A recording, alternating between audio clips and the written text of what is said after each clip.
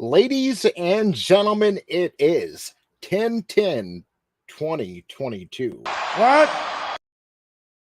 I said it's 10/10/2022. And no, you won't save on collect calls with that. That is today's date, October 10th, 2022. This is Monday Night Going in Raw with your boy Tony ToneDef. The B team's here tonight, ladies and gentlemen. At least me. Luckily, I'm surrounded by A-tier quality people as Etep parties it up in Las Vegas. And yep, I met the man, the myth, the legend himself. He's real. He's, for a little while I was thinking Etep was like Max Headroom. He was just a program, a whole bunch of JavaScript, but there's flesh and blood there. Cool people. It felt great to meet him. We walked around, saw how my wonderful hometown of Las Vegas, Nevada, has degraded in the past 2 years since the state was taken over by socialists. When I was younger, I was like, how is socialism a bad thing? Like being social is good, I thought. And then I learned a little something. So that's what you're dealing with tonight. The intellect of a clown. Hail to everybody in the chat. Keely Chow, hail to you, sir. Superfan Adam Shawhan, how are you? Horny Alf, hail, brother. Who else do we have in here? Franken DeShawhan, Wiener Dog Clan, hail to you. Chris Fisk, the Doc, Adega Outlaw, how are you, sir? Manliness and motivation for a nose job on Etep Schnoz. They would have to use the Sarbama. Yes. Who else? Future Fantasy Empire. Ladies and gentlemen, if you are not subscribed to Future Fantasy Empire, good people, great author, just started this YouTube channel, so go check him out. He's insightful, and he's not afraid to say what needs to be said. He will speak the truth, because that's all there is to say. Too much misinformation, too much lies out there. You won't find that on Future Fantasy Empire. So hail to you, sir. Mr. Peabody, how are you? Happy Monday. Great to see you. And the greatest name on YouTube, Brutal Morningwood, hail to you. Great to see you. And I'm looking forward to a great show. We've always got a great chat on Mondays. And let's go ahead and jump into this. We got a lot to talk about tonight. First off,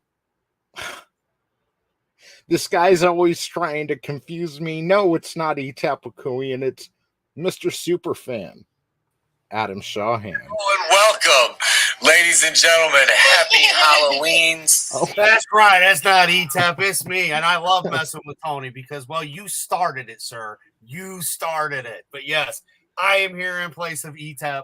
Not being Etep, just as the joke. Yes, I will change everything back. But thank you for having me. Nothing like a 12-year wedding anniversary to spend with my friends who got to meet each other for the first time, for the real time. Man, it's awesome. So I'm glad to be able to be here to share the anniversary with you guys and to make up funnies. And you guys hopefully enjoyed my little bit of making you into clowns and switching your heads around. That was Frank's idea, by the way. He was nosing it along on the tablet and giving you balloons. So that was love from Frank. So there you go. Brother, happy anniversary, man. I'm glad you're spending it here with us. I wouldn't have it any other way. Plus, the wife's already asleep. So what else am I going to do other than sit here, get high, and watch the show anyway? So I might as well be a part of it. So, yes, thank you again for having me, brother. Hell yeah, man. Thank you. Next up, I mean, it's not about the piggies. It's about sending a message. Ladies and gentlemen, from the collective himself. How's it going, everybody? My first murder was when I was about 6 weeks old, just out of the pig womb, and I took them all out, and it was wondrous. I tell you, I had such a good time. Wait a minute. Is this Murderers Anonymous, or am I on the wrong show again? What are you trying to pull here, Tony? Trying to pull the wool over a piggy's eyes? You should be ashamed of yourself. It's a bad day to be a toe. What's going on? Hail, Tommy. How are you, sir? I'm doing all right. We had a flash in the pan power outage again. I guess LCEC is still trying to get their shit together, but hey, the internet's back on and the power's back on, so I got no complaints right at the moment. It's just the Fed trying to make DeSantis look bad. They're doing a piss poor job at it. Look at the meatheads that they got running around supposedly in charge. Yep. Supposedly, even though they don't I've seen more life and more animation out of George Romero's zombies than I have from these people in office. Just saying. Yeah. And some of them, you can say dementia for some, but other ones are like in their early to mid 50s, and they still talk like something's wrong up there. So yeah, good time to be an American, bad time to be a toe. Always a great time to have you on the show, brother. I appreciate it. It's a pleasure to be here. Hell yeah. Next up, ladies and gentlemen, we have one of the most creative and hardworking, dedicated, and consistent artists who, we can all complain about pop culture, the issues there. We can all complain about Star Wars or Marvel, but very few people actually get up and do something about it. And this man, he's one of those people. And it is before the agenda, because his stories are decades old. He's just finally able to get them out to you in a medium that spreads all throughout the internet. You can order his first book, Infinitale Chronicles, on Amazon.com right now, and we'll drop a link in the chat for you. Mr. Chris Fisk. Guys, we have your Etep. He in icebox behind 7-Eleven. You see what Ken Jeong did in Hangover? We do it, was. No stereotypes here, ladies and gentlemen. I'm part of the CE team. Yeah. I know, I felt bad. I meant I'm the B tier, but I'm like, geez, I just insulted the whole fucking panel. No worries, man. I'm definitely the C team. I don't mind being that low, because C stands for Chris. Well, I mean, it is what it is. We're all happy to be here. Hell yeah. Yes, man. Yes. God, I hope Etep's totally seeing a nice set of Hooters just slinging out there in one of them showgirls. Oh, I thought you were going to say you were hoping he was totally trash stumbling around. No, I want him to be Kyle MacLachlan in a swimming pool right now with Elizabeth Berkley. He will never leave Vegas if that happens. I was number one. I'm one of the few people who watches Showgirls and gets nostalgic. I'm like, oh man, I remember when Las Vegas was like that, because this town has grown exponentially. It's unrecognizable. There was a time when off the strip you could walk around and you'd go to the store, run into somebody you'd go to the bar and run into someone. It was a real small town vibe. Showgirls was towards the tail end of that era. We started blowing up in the mid 90s, and we've just grown and grown. I was just again younger when that came out, an early teenager. I was so confused by the lipstick on the nipples. I'm like, why are her nipples so red in this scene? You know, when you started it off, Tony, I really thought you were going to say, you know, I miss the good old days when you could walk by a bunch of strippers and they didn't smell like fish because they took care of themselves and they weren't feminine. Yeah, like bring baby wipes to work. What are you doing? Little Clorox wipe down there. Yeah, but no, I really do. I get a little nostalgic when I watch that movie, and I've mentioned this before, but the club that she worked in, that Naomi or whatever her name was, worked in when she first got out there, that's Cheetah's, and that's actually owned by former WWE superstar The Godfather now. So hell yeah. So, ladies and gentlemen, we have one more addition to the panel here tonight. He is the man, the myth, the legend himself, another smart, talented creator who's not just going to stand by and complain about a situation. He puts his nose to the grindstone. He works his ass off to build culture. And, yeah, he does that very well. Ladies and gentlemen, from Vinnieart, Mr. Vinnie Tartamella. Hail, everybody. Thank you for that intro, you beautiful sons of bitches. I hope everybody's doing well. Did you give Etep a nice big hug and a reach around from all of us? Bro, so... No homo, though. Because we did hug when we met, but it's like I get to the airport and it's busy. It's Sunday, you know. It's been busier, but I mean, there's plenty of people there. Yeah. And he's by the arrivals, you know, like the passenger pickup, and I see him. I'm like, "What's up, man?" Kind of flash him a peace sign through the windshield, and I try to pull off to the side so we can, you know, him and his wife can get in the vehicle, load their bags and whatever. And this fucking idiot just like decided just to walk out like right in front of my expedition. And he's doing that so he can check down the lane to see if his ride's coming. And it's like, would you fucking move, man? So it ended up becoming like everything with me. It became a big awkward thing just to park the fucking truck so I could get out and give the guy a fucking hug, man. Yeah. Wow. Yeah. God. Yeah. Good to see him though. That's a lot. awesome. I knew he was tall, but I'm like, man, just seeing him in person, you know, after seeing him on camera for the past 2.5 years, like, yeah, almost 3 years. So at what point did you have to break the hug up and say, okay, that's enough? This is getting a little bit uncomfortable. Yeah, this boner is awkward.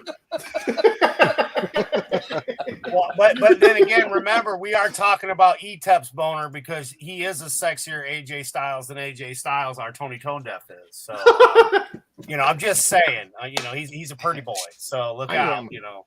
I need to go as a better looking AJ Styles for Halloween. I think that's going to be my. Do it, man. I like Go it. for it.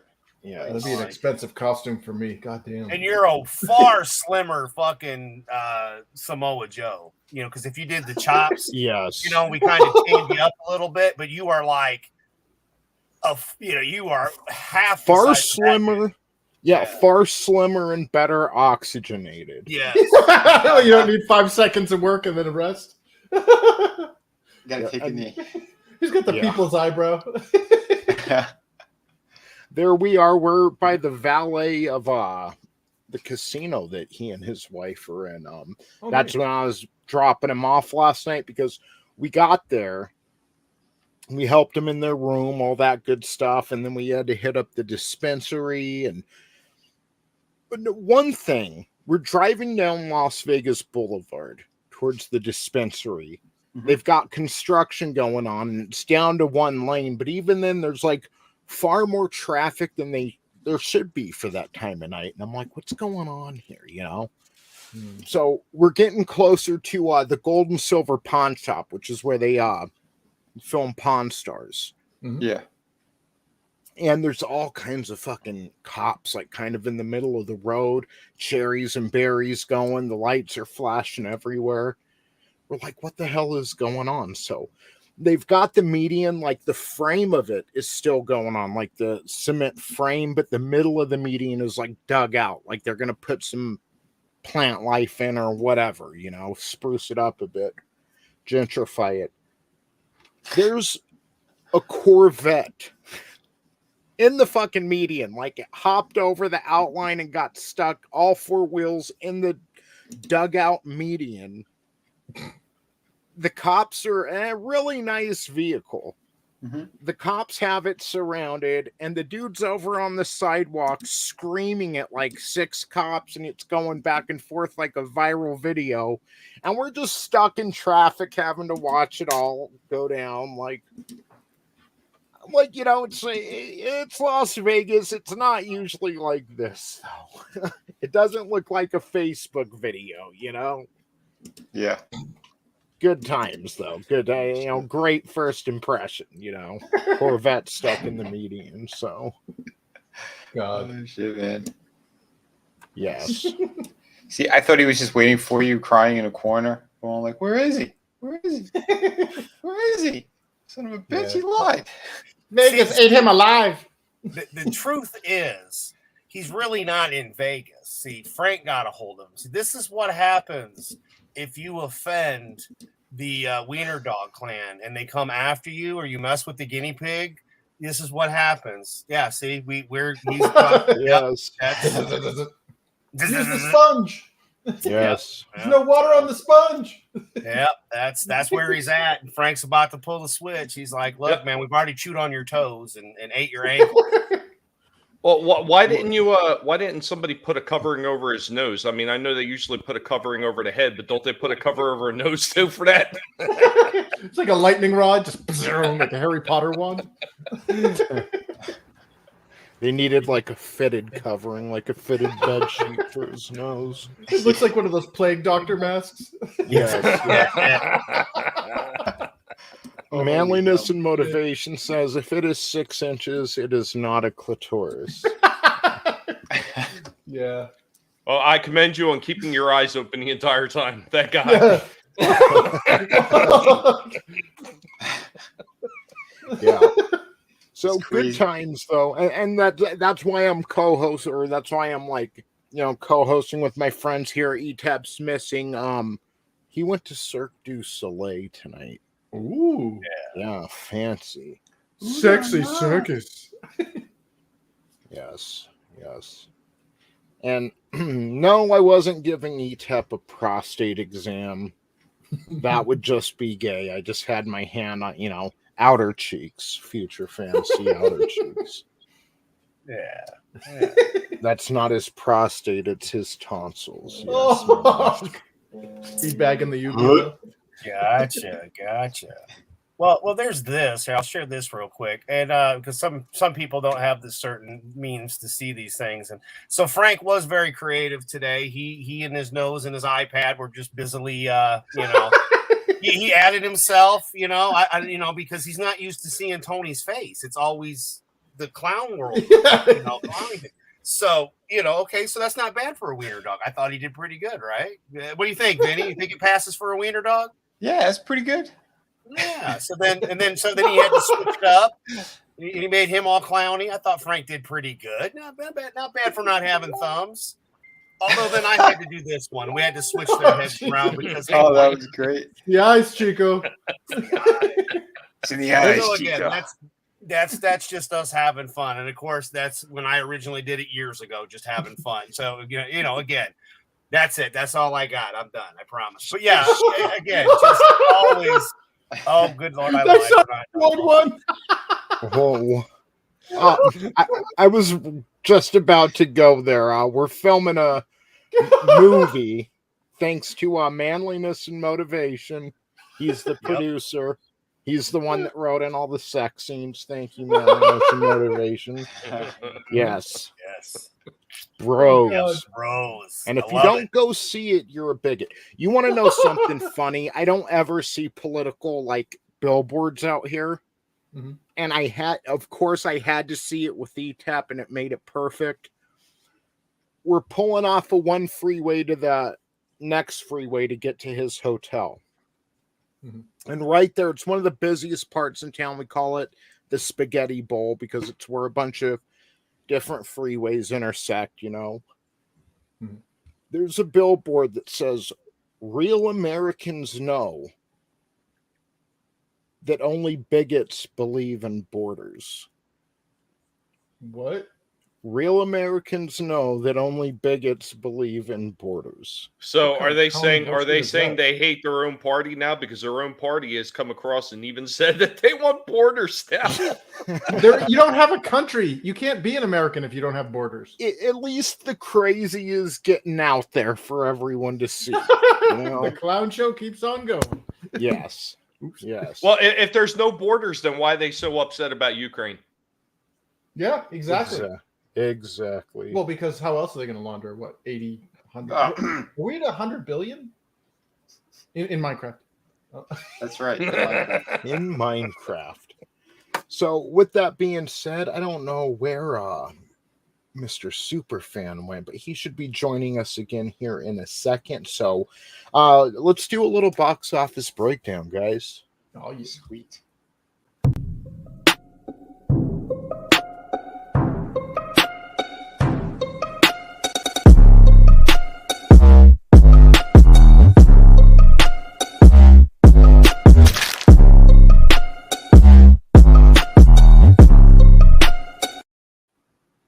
Yes, here we are on Box Office Mojo.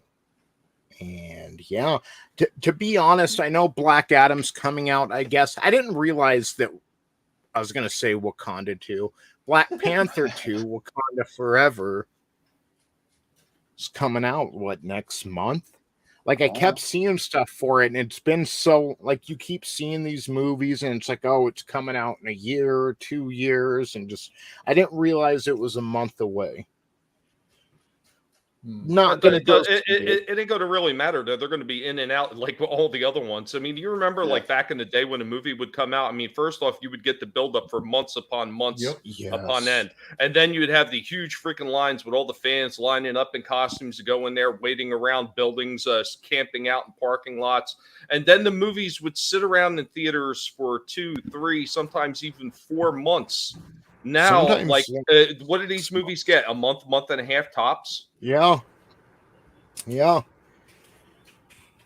That I've noticed that. Like, it used to be like a movie would be in the theater for like 4 to 6 months. And now it's on Blu-ray within like 4 to 6 months, unless it's doing really well, Yeah. And even then, it's on. Like, it used to take a minute. Like, if your parents would tell you, no, we'll wait for it to come out on VHS. I mean, that was a wait. Yeah, that was like a year or more. Yeah. Mm-hmm. Yeah, but everything, people, there's no more like gratification. Everyone or delayed gratification. Everybody wants, now. So, and with them trying to put these third-party theaters out of business, the Regals, the AMCs, Century Theaters, they want those out of business. They want to stop having to share the profits with them. And now that they can legally own their own theaters, I mean, that's what they're going to go for eventually. Mm-hmm. So, yeah. Well, I mean, it's the whole concept of the theater-going experience is slowly, almost completely dying off for the most people. Which sucks. I really like the theater. Not when it's real busy, but I still like the theater. Yeah, but Chris, you're making a good point, though. But I mean, all you have to do is look at social media, look at the shit that they do on TikTok, look at the shit that YouTube is pushing right now with the shorts. Everything has got to be bite-sized for these morons that are out there now, because they can't handle anything that's long and drawn out unless they're writing an essay on Twitter. Unless they're writing an essay on Twitter and they call it a meme.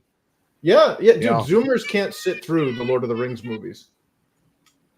Yeah, which is sad. It's sad because they're missing out, Yeah. But it's back to the delayed gratification. They need now, instant. They don't understand like the journey that you can go through for a very satisfying conclusion. Well, there needs to be like I don't understand why schools don't have a 0 cell phone policy. Because they want these kids fucked up. Yeah, they want them to be these ADD-addled little workers, and instead of like actual coherent, cognizant beings. And that's how it's been. They just want you to learn to be, you know, at best obedient. You know, they want you to repeat information, not think. You know, they want you to be able to pass a test, but not. Hey Tony, you know, question did you anything. see? Did you see who knows his way into the chat? And you have somebody in the back room waiting. Okay. Now, see, I don't think this is the vampire. I don't think it's him. I think it's a super fan. What's up, quote unquote, Draven? I'm happy Awesome. that it's October because, you know, as a vampire. Good try, Adam. You're gonna have to get a line in to make that more convincing because your No, microphone. I hit play, but I was fucking muted, so it totally just went right. I was like, son of a bitch. I was like, oh, well, I'm going with it anyway. We miss him though, right? Like we miss our Draven. So. We've got him in the chat. Hail to you, sir. Hail to I know. Godzillionaire. Yeah, brother. Who else did I miss when I wasn't paying attention? Rugo Beta, great to see you, Parrot Head, the purveyor of memes, and my brother. What's up, man? How are you? We've got Etep dropping in with some Loja, some Robert Loja. Nice. Hell yeah. Bust out Loja. Draven doesn't like you taking his intellectual property. You know? I just wanted him to be on the panel temporarily, you know, that way because we miss him. He's at work, bastards. Don't worry, Draven. He did it all deadpan, so it fits you perfectly. Exactly. Mr. Peabody says, yep, they don't want people to have an attention span. They want us to read a headline and go from there. Yeah, exactly. Yep. You used to get in trouble in school for questioning the teacher. Yeah. You know, you should question everything, but the teacher, I mean, you question their method, you'd usually get, you know, kept doing it, you'd get sent up to the dean's office. You know, the teachers want you to repeat information, not think of anything on your own. Hail to Frankie knows. Hey, Frankie. Hail to Etep again, dude. I hope you have fun at the show tonight, brother. That starts in about an hour for him. Nice. Have fun, man. Yeah, live it up. He's probably doing pre-show warm-ups right now. He's just getting ready for when Jennifer gets a hold of him. What I think it's Thursday, Friday, which is going to stretch him. Yeah. Yes. And like manliness and motivation says, always question the narrative. And like George Carlin said, question everything. Yeah, that's the scientific method. This whole trust the science. Science isn't to be trusted. That's the whole point of it. Is you're always designed to question it and find facts. Yeah, if you come up with a hypothesis or a theory, you're not trying to prove yourself right. You're doing everything to prove yourself wrong. Exactly. Yeah, you don't end with a hypothesis. You start with it. Yep. So let's get into this box office breakdown now. The number one movie this weekend, and it is weekend number 40, October 7th through October 9th of 2022. The first movie here is Smile, and I don't think I've heard of this. Is that the horror movie? I think it is, yeah. I seen like a 10-second commercial on it. Don't know anything about it though. I hadn't seen anything, but Paramount Pictures is the number one spot, so good for them. It says, after witnessing a bizarre traumatic incident involving a patient, Dr. Rose Cotter starts experiencing frightening occurrences that she can't explain.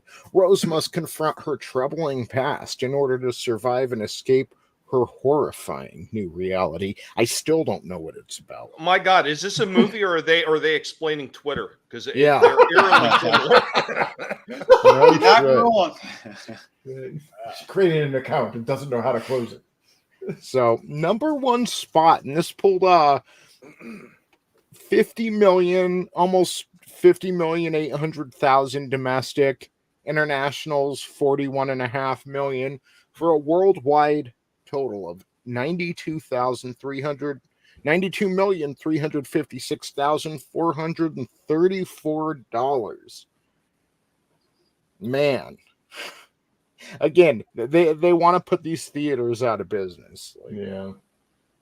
You notice like what they're really focusing on right now is the streaming shows, you know, She-Hulk or Werewolf by Night or the Game of Thrones or this or that. You know, they're trying to put everything on their streaming service to things that normally would have been in the theater, you know, if it was made at all, you know, because they want to slowly strangle these theaters out of business. So Yeah. now I did hear of number 2. Wow, that didn't sound right. I heard of the number 2 movie. That Who didn't does sound- number 2 work for? Lyle Crocodile is in the number 2 spot. And I did hear of this. I saw some see right there. See that? There's all the advertising for the streaming shows, you know. Oh yeah. I saw this couple commercials for it. And I mean, with a name like that, how can you not, you know, how can that not catch your attention? But it didn't do very well. Number one, it looks like it wasn't released internationally, and this is from Sony Pictures, which can't afford to have too many bombs. They're actually a smaller company compared to the other players. But no, it pulled in domestic 100%, $11,401,182, which makes me wonder what the budget was on this. We're going to look up the budget right now. 50 million. So not good. And then I did see some marketing for this. So make it $100 million. And yeah, they're hurting. That's a hurting. Yeah, that's not very good. So, and if that's number 2 and it's not very good, what does that say about the rest? Yeah, I know. Well, think about it. What have you looked forward to seeing? Because there hasn't really been anything that I can think of. You know, Super Mario. Yeah. The Super Mario Brothers movie. That looks. I'm excited for that. I mean, I'm cautiously optimistic. Yeah, I really wish they got the original voice actor for Mario. I can't listen to woohoo for 2 hours, dude. It's me. Oh no, Chris, that was very racist. I don't think you're allowed to do the voice. Sorry, Guaylo. I hire on the progressive stack. That means I win gold medal. You only win bronze. He's a juke, so he's doing it all wrong. And I got 2 medals. My people are right now. They're raising their hand in the air and putting their fingers together and shaking it. It's Columbus Day, damn you! Right? It's Columbus Day, and he's being culturally inappropriate towards all Italians. Thank you, Chris. Yes. Yeah. We have an Italian on the panel. No. I mean, come on. In the late 80s and the early 90s, all the way until Mario 64, Mario sounded like a New York Italian guy. Yeah, he sounded like Captain Lou Albano. Yeah, and then Mario 64 hits and he's like, here we go. And I remember back then, I'm like, what's with his voice? Like, you know what I want to do? I want to get Captain Lou Albano from the movie Wise Guys and take the voice and put it on a clip of Super Mario. I'm going to try to figure that out. Some kind of clown to amuse you? Because he's, oh yeah, fuckhead. Especially 2D Mario. Fuck yeah. Oh yeah. Oh yeah. Well, but it's like Mario in Japan has always been high pitched though. I can't listen. Dialogue is one thing. If he's sitting there trying to give like an impassioned speech in the movie, I can't hear that voice and take it serious. Oh no, Luigi, you have died! Oh god! Yeah, exactly. Like, and people are actually upset about it. Like, well, it just sounds like Chris Pratt. It's like you want it to sound like the fucking game for 2 hours, like.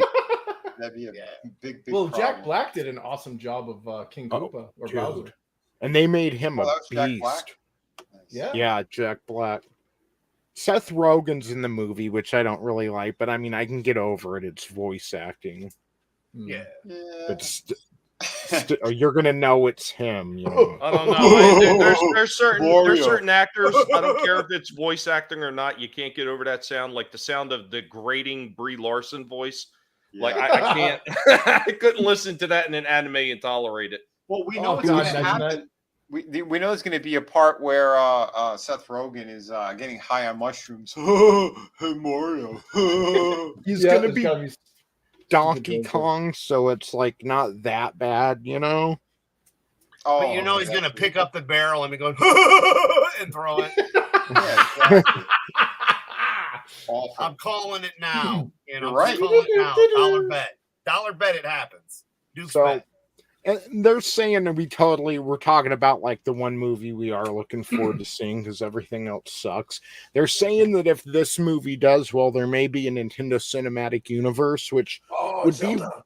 be. But I was going to say that I don't know if they do a Zelda movie. It does need to be animated. Like everyone's like, "Oh, live action." It's like, No, it's animated. It's got to be. what's with the live action? Nobody asked for a live action Lion King or Aladdin, but they keep pumping this shit out that needs to be animated.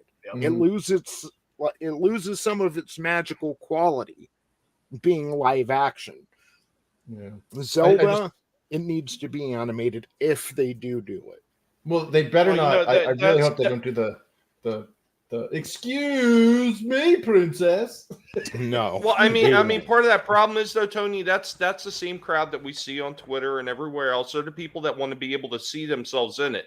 That's why they want live action so much. They're the ones crying, and they don't even go out to the theaters to watch these damn films. Yep. Yep. I know. Trust me, they've been trying to turn The Legend of Zelda soy for a while now. Well, Link is gay, and like, no, he isn't. He's not. Not everything has to be gay. You know, there are people that aren't gay, and we're okay with gays. So what the hell? Why does everything have to be turned? Make your own damn gay character. You know? Yeah, and that's the good thing with Nintendo. Like, they try not to get political. Yeah. You know, they really try to stay out of that. Well, I mean, in case you're wondering why they want everything gay, gay is like become their new minority figure at this point. I mean, it has to be the way that they're always talking about it and going on about it. Yeah. Well, even the family members that I have that are like, I am so sick of this stuff. You know, most of the normal people I know are like, they're so sick of it. All of them, even, you know, just your regular normal gays, if you will. I don't know how many of them, and we're talking both lesbians and regular. You know, they're just like, they are so sick of this stuff. They feel like we do. You know what, Adam? And the ones that aren't sick of it, a lot of those ones don't even know nothing about it. Yep. Yeah. This is true, Tommy. This is very true, sir. Yeah, I had a gay friend who got kicked out of like a Discord group or whatever because he wasn't towing the line, and he's gay, and he's like, "What? Like, they've like hijacked this. They've made this like identity and all this stuff, and it's like, you know, like Pride used to be about we want to be a part of the community, not, you know, part of the United States. We want to be treated like everybody else, not let's publicly air our you know, gross bedroom kinks to everyone." Yeah. So how long do you figure it'll be before the gays are on the outside of their own community looking in like the feminists are? Oh, they already are. Like white gay men are they're called the straights of and then bis, like bisexuals, a lot of them don't even think bisexual is a real thing. Because it's not. Well, I mean that's the thing, is it's the Andrew Dice Clay thing, you know. Some people just want a warm hole. Like,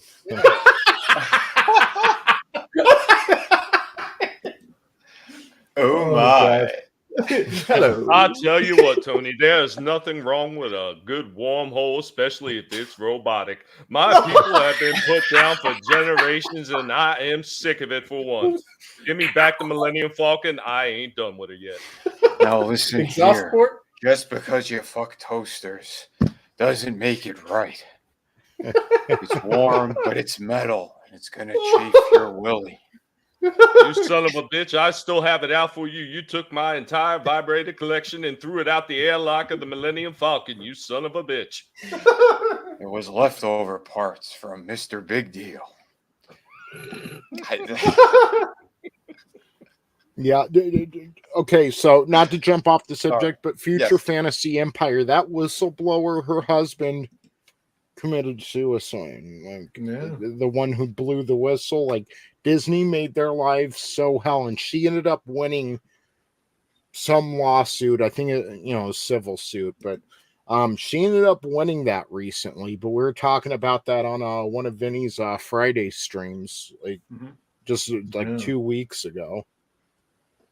You know, because Future Fantasy Empire says Lion King and Aladdin both made $1 billion, so Disney claims a whistleblower says Disney lied, which we all know they did. They buy out theaters, you know. Oh yeah. So, which they don't have to do now that his that's the streaming thing. service. That's the thing too, Tony. I mean, so many people have swept everything that Disney has done under the rug. I mean, look at all the years that they've kept that Winnie the Pooh case in limbo. And there was proof that they were cooking books during that. And then what was it? Maybe about 2 years they got caught cooking books a second time. I mean, it's a repeating cycle. It keeps happening over and over, and everybody keeps looking the other way. Yep. Yeah. And Just Clone like Clone Geek, what's up, man? I agree. A live action Metroid could work. That could work. if you keep them in the helmet, because then you're going to have people, oh, it's a girl. Oh, no, Well, it needs to be no. something else. So when Tecmo tackled the other M, Mhm. they deconstructed and destroyed the whole concept of Samus Aran, which really sucks because Samus is supposed to be this like almost autistic chick who's like a, part of this like elite, almost like a Warhammer 40K Marine, like genetically augmented and stuff. And she's a loner. She doesn't like, I have relationships and confession time. I have a crush on my drill instructor. And like, none of that shit happened. Like, if you played through all the games, she's pretty like down to business, and like her gender like is irrelevant because she's basically like a robot. There was a movement to say that Samus was trans, and it was like the big thing with Samus is surprise at the end of the first Metroid game. It's a girl. Yep. Now they're trying to say it was a guy the whole time. Justin Bailey. Yeah. Right. Well, it reminds you of like Mulan or whatever, the female person that couldn't fight even. Like you could have a story like that with it if you wanted to. But no, of course not. It'll be something lame that has nothing to do with the actual original, stuff with the character. I did not know the stuff you just talked about, though. I only played a couple of the Metroid games, so I did. It is cool to know that, though. So thank you for sharing.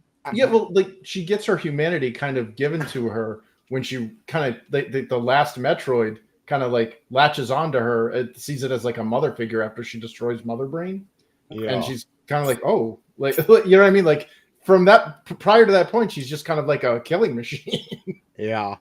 That's awesome. I don't know. As a kid, I never cared, to be honest with you. I just had fun. Yeah, it's a video game. I thought it was a dude until I saw the bikini. I was like, oh, that's cool. Yeah. Honestly, I just thought it was an alien, bro. I'll be honest. I didn't think it was a male or a female because he's in the suit. That was the big twist at the end of the original Metroid game. After you defeat Mother Brain, she takes off her helmet. It's 8-bit sprites, but she takes her helmet off and there's long hair signifying that Samus was a woman. And that, it was a cool little surprise for back then. Mm-hmm. Manliness and motivation has changed my mind on a live action Zelda movie. Link and the Monkeypox of Time. Brought to you by Logo. Directed by the Gash Man. Oh, it's all about Gash. Why don't you touch my mushroom? Ron Perlman wouldn't make a horrible Ganondorf, in beast form, Yeah. He is a beast. No makeup. Hugo Beta says, make the Mushroom Kingdom great again. Godzillionaire says, bye now, okay, later. That's how they roll. But we know what Gaston would have done. He would have been like, making comments. He'd be like, do you blush? It's all about Gash. It'd be really creepy. I'm pretty sure live action Tetris is just the Soviet Union, dude. Alexei Pajitnov. Yeah. These giant bricks are crushing him. We'll teach you to make money without giving it to us. Kevin Spacey could play Ganon, and then we'd know why he wanted Link. Oh shit! Yeah, if Hunter Biden played Link, there wouldn't be an adventure. He'd just spend his time in the Korok forest searching for Parmesan cheese. I think you'd have to be Mario. Hey, listen. Yeah. Yeah, more of a Wario if you would. Hunter Biden can play Navi. Dude, I remember when I was living in New arguing. York, when they had Kevin Spacey, it was all over the papers over there when he was found in Central Park and he had his boyfriend's head in his lap. It was so disgusting. And then everyone got so surprised when they found out that he was like the young Gash. I didn't care. Like I I don't could care less. Like I don't want to see that stuff. I don't care, gay, bi, whatever you want to call it. I don't want to see Homo sapiens making out in public. Okay, any of them. PVA of any kind. Like No, hetero I or homo. agree, but Adam, you missed what I said. I said young gash. I got you. I heard you. I got you. He's got a little boy doing a humana, singing on the microphone. Problem is, it was the kid from Blank Check. Like. Wait, wasn't that the kid from Family Ties? Leonardo DiCaprio? Yes, there you go. He plays the skin flute. No, Leonardo DiCaprio Growing Pains. Yeah, Growing Pains. No, Vinny, you've been going at Ron Perlman so long. One of these days, I'm waiting to hear a music video of him. Young Gash. Yeah, I'm talking to you. They say Young Gash. It's nothing but new Young Gash. So, number 3 for the box office is a Disney movie. Another one I haven't heard about. This is it's its opening weekend. Amsterdam, which grossed worldwide $9,735,821, and it's about in the 1930s. 3 friends witness a murder, are framed for it. See, we have to say what the movies are about now because no one's ever heard of this shit. Yeah. 3 friends witness a murder, they're framed for it, and uncover one of the most outrageous plots in American history: the woke agenda. Right. I'm thinking Amsterdam. That's not what I'm thinking by the name of that movie. Just saying. Yeah. That's doing terrible, man. The Woman King's already in 4th place. I guess it's not the cultural fucking movement they thought. Is it moving on up or is it going down? Because it promoted a slave. They did revisionist history because this is a brutal tribe that enslaved Africa. And it was a brief time period because they got blown off the planet. So yeah, by the French. Yeah, I think it was 2 weeks. They didn't even last 2 weeks. I mean, they lasted longer than Martha's Vineyard people. Well, they brought spears and stones to a gunfight. What do you expect? Hey, they were passionate about their slave trade. Yeah, they really wanted to sell slaves. That's funny. It made 10 million international, just 10 million flat. That's not worth questioning. Yeah, that sounds like somebody cooked the books there. I mean, they 10 million in Disney dollars, more like it. Yeah. Yeah, exactly. No, I don't even know how you could get a round number like that because I don't recall any tickets being round numbers. Yeah. Other than 0, but yeah, we've never had that, even though we should have. What was the budget on this? 50 million. So a lot of 50 millions lately. So 100,000, if you include marketing, probably a little more. So good. I'm glad they're not making their money back. Fuck them. And again, this is probably cooked. So fuck them. Yeah. Well, you said the one thing, what a lot of people don't understand, and I'm just going to say this now. I had a friend that went to one of the Disney movies. I can't remember which movie it was. Doesn't matter. The thing was, all the Target employees got free tickets because they were a part of Disney. Disney gave out free tickets. So hence, yes, they are buying out theaters by giving out free tickets and then reporting them as being... Yeah, even if you don't go. Yep, even if you don't go, it doesn't matter because it shows as ticket sales. That's how they pulled off. This is the new biggest, baddest movie. No, it's all BS. All of it is. Yeah. So, yeah. And that's a fact, Jack. Yeah. I'm sorry, but with numbers like this, the black community didn't even turn out for this, Well, the black community started. Wrote it. the black Americans started. Some of them looked into the history and went, "Wait a minute, this is celebrating the very wrong thing." Yeah, and they say a historical epic inspired by true events. Yeah, you're using the word "inspired" very loosely. Yeah. It's like how you were inspired when Chris Rock, got whacked, by good old Will, because that wasn't a work. So yeah. Jesus, I guarantee you, look at these top 10 numbers. A movie, the number 1 movie used to be more than all of these combined. Yeah, holy crap! Look at that. They're trying to strangle these theaters out. Oh, big time. Well, not only that, but I mean, how often does an R-rated film wind up in the top slot? That almost never happens. A horror movie. Yeah. A horror. Yeah.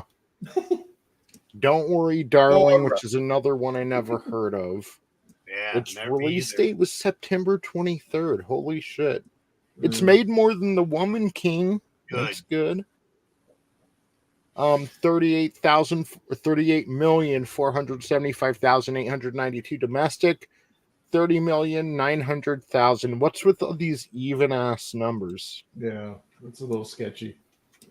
A 1950s housewife living with her husband in a utopian experimental community begins to worry that his glamorous company could be hiding disturbing secrets. So even the communists didn't show up for this one.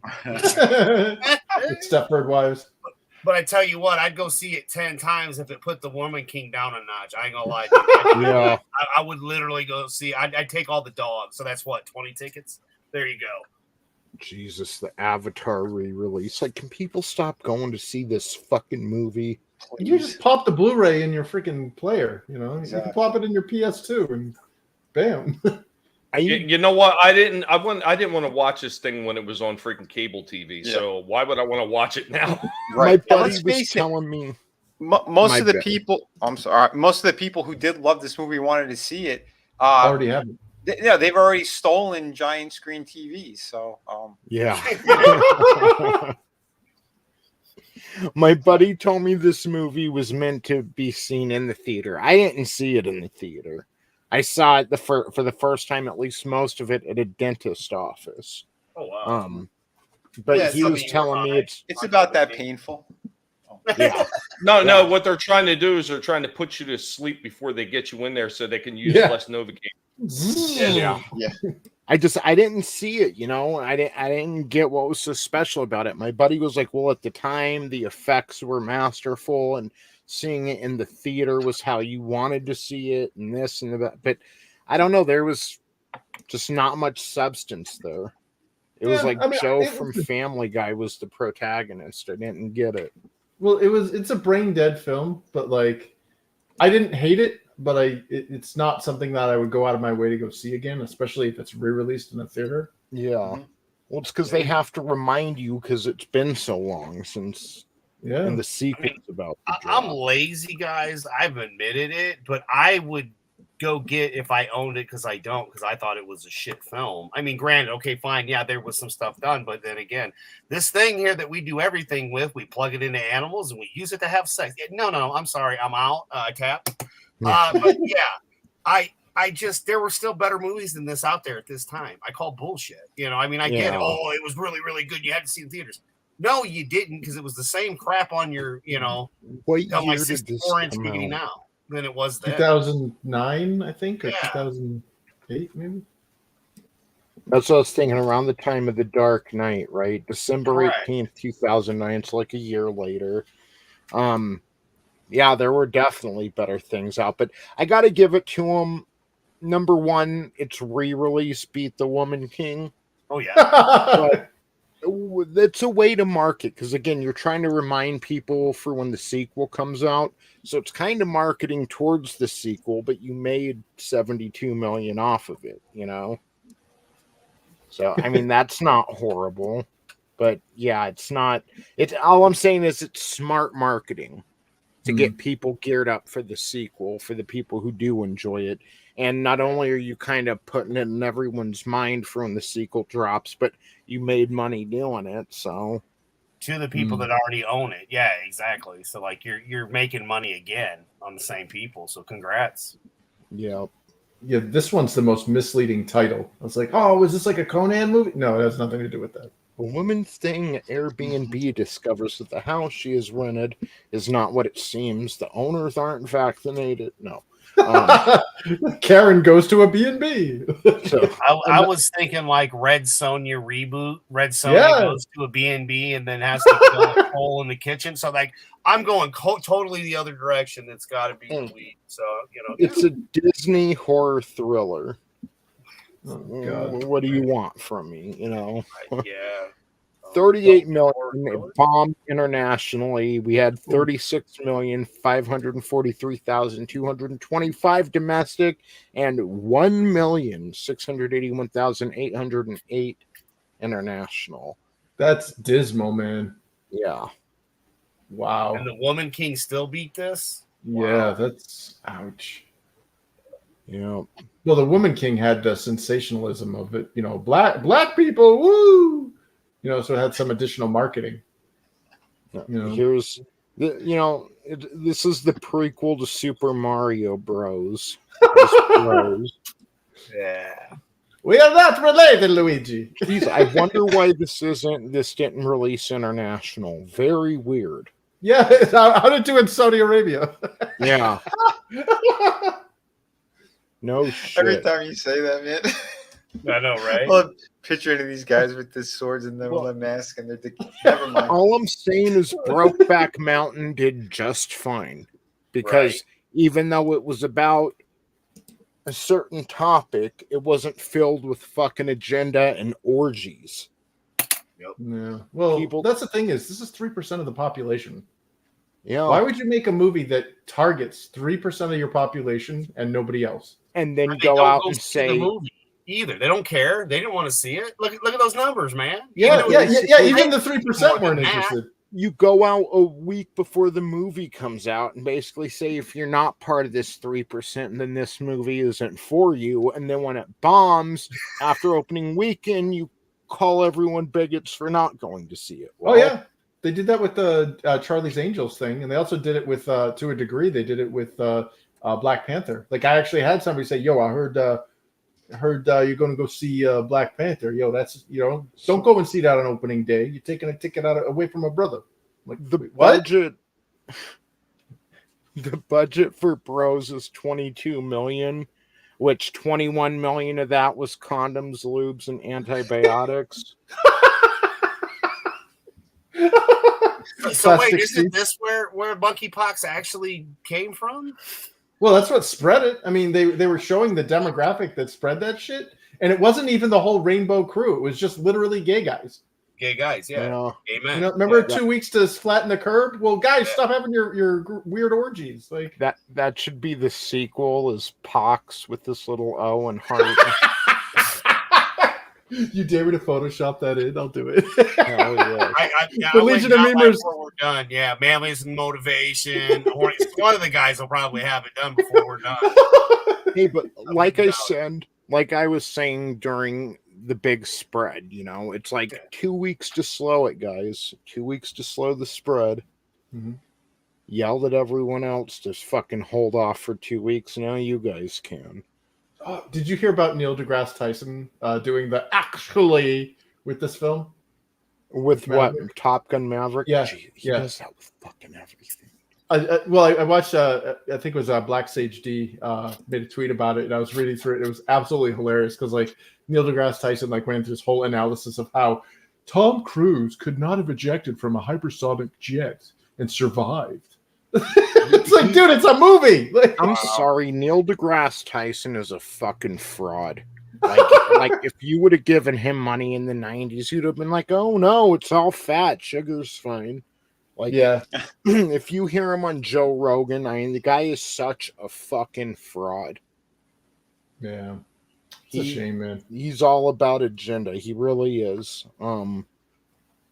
And it is a shame, but he does this with everything. Star Wars comes out. Like, I remember when The Force Awakens came out, and he was like, actually, if you had a weapon that could blow up an entire solar system, it's like, guys, we know it's fake. Yeah, it's science fiction. Fiction being the key word there. But they think nonfiction is fake. He's a fool. I'm sorry, and people, well, he's a scientist. Yeah, well, he ain't that good. He's an entertainment scientist. Like Bill Nye. Yeah. Well, so is a dirt farmer, so. He's a scientist. And he always talks, like, the first Joe Rogan starts off with, he was on Joe Rogan and he basically was going on about climate change and how these people are spreading misinformation. And at this point, you can't deny it. It's like science is all about denying. Yeah. Science is all about questioning. All I'm saying, like, and I'm not a scientist. I just know that, for so long, people thought the world was flat and you can't deny that. And guess what? people are proven wrong all the time. And until you can create an entire expanding universe with planets and comets and stars, then don't tell me how something definitely is. Yeah, it's all theory at this point. Yeah. It's all theory. So when he goes on Joe Rogan, like, well, you can't deny it. And I don't know what's wrong with these people. Like, well, it makes me question you. Yep. Yeah, if you can't question, if something is, infallible or unquestionable, that's a religion. That's not science. Yeah, and obviously we all know the climate is changing, but look, according to AOC, we have 8 years left. Why isn't everyone on that side freaking the fuck out about it? And saying, wait a minute, Tony. Power plants. If you go back to what Gore was saying, we have even less time than that. Yeah. Yep. Oh, super cereal! According to Gore, we all died 10 years ago. Like, yeah, you remember that in the 80s? Like, Yeah. when they really started kicking, they're like, by the year 2000, New York City is going to be under 3 feet of water. And it's like, wait, what? And like, meanwhile, Plymouth Rock here in Massachusetts hasn't like been submerged, and it has been at the same point all along. And I had this conversation with my dad, and he's all like, yeah, but so-and-so island near them and blah, blah, blah is like disappearing. And I'm like, yeah, that's called soil erosion, Dad. Yeah. Oh. Like, Hampton Beach is disappearing. Yes, because it's sand. It's being eroded by the ocean. Like, that's not the water levels rising. Yep. Yeah. You've got Neil deGrasse Tyson over here like, Tom Cruise couldn't have ejected out of a hypersonic plane. Kevin Hart could have, but not Tom Cruise. We go into the science of G-lock, the gravity-induced loss of consciousness. Kevin Hart is a diminutive man, so his heart is closer to his brain. Wow! Out he goes. So yeah, Top Gun Maverick still hanging in there at number 9, and I think, did it move up a spot? Yeah, it was number 10 last week, and it moved back to number 9. So fucking A, man. Keep it going. Like, again, nice. Things have gotten so bad that I'm rooting for Scientology now. Yeah. How bad is it when Scientologists are preferable to commies? Yeah. Yeah. I'm looking at the last one on that list. When you get to that, I got a few key notes for that. I just want to see this one be like number 3 again, just because everything else you've listed off is shit. So I'd love it if Top Gun Maverick, even though I haven't seen it, would end up like in the number 4 spot, and everything else just steadily drops. Tommy, can you read the description? Number 10 is Terrifier 2. Can you read the description in the Joker Guinea voice? Oh, absolutely, Tony. I'm gonna have to bring up my my screen icon for this one because it's calling for it. So after being resurrected by a sinister entity, I wonder who that was. There's a whole bunch of guys in Gotham that could actually fit that bill. Art the Clown, I like the way this guy sounds already. Returns to the timid town of Miles County. I hope he poisoned every last one of them, where he targets a teenage girl and a younger brother on Halloween night.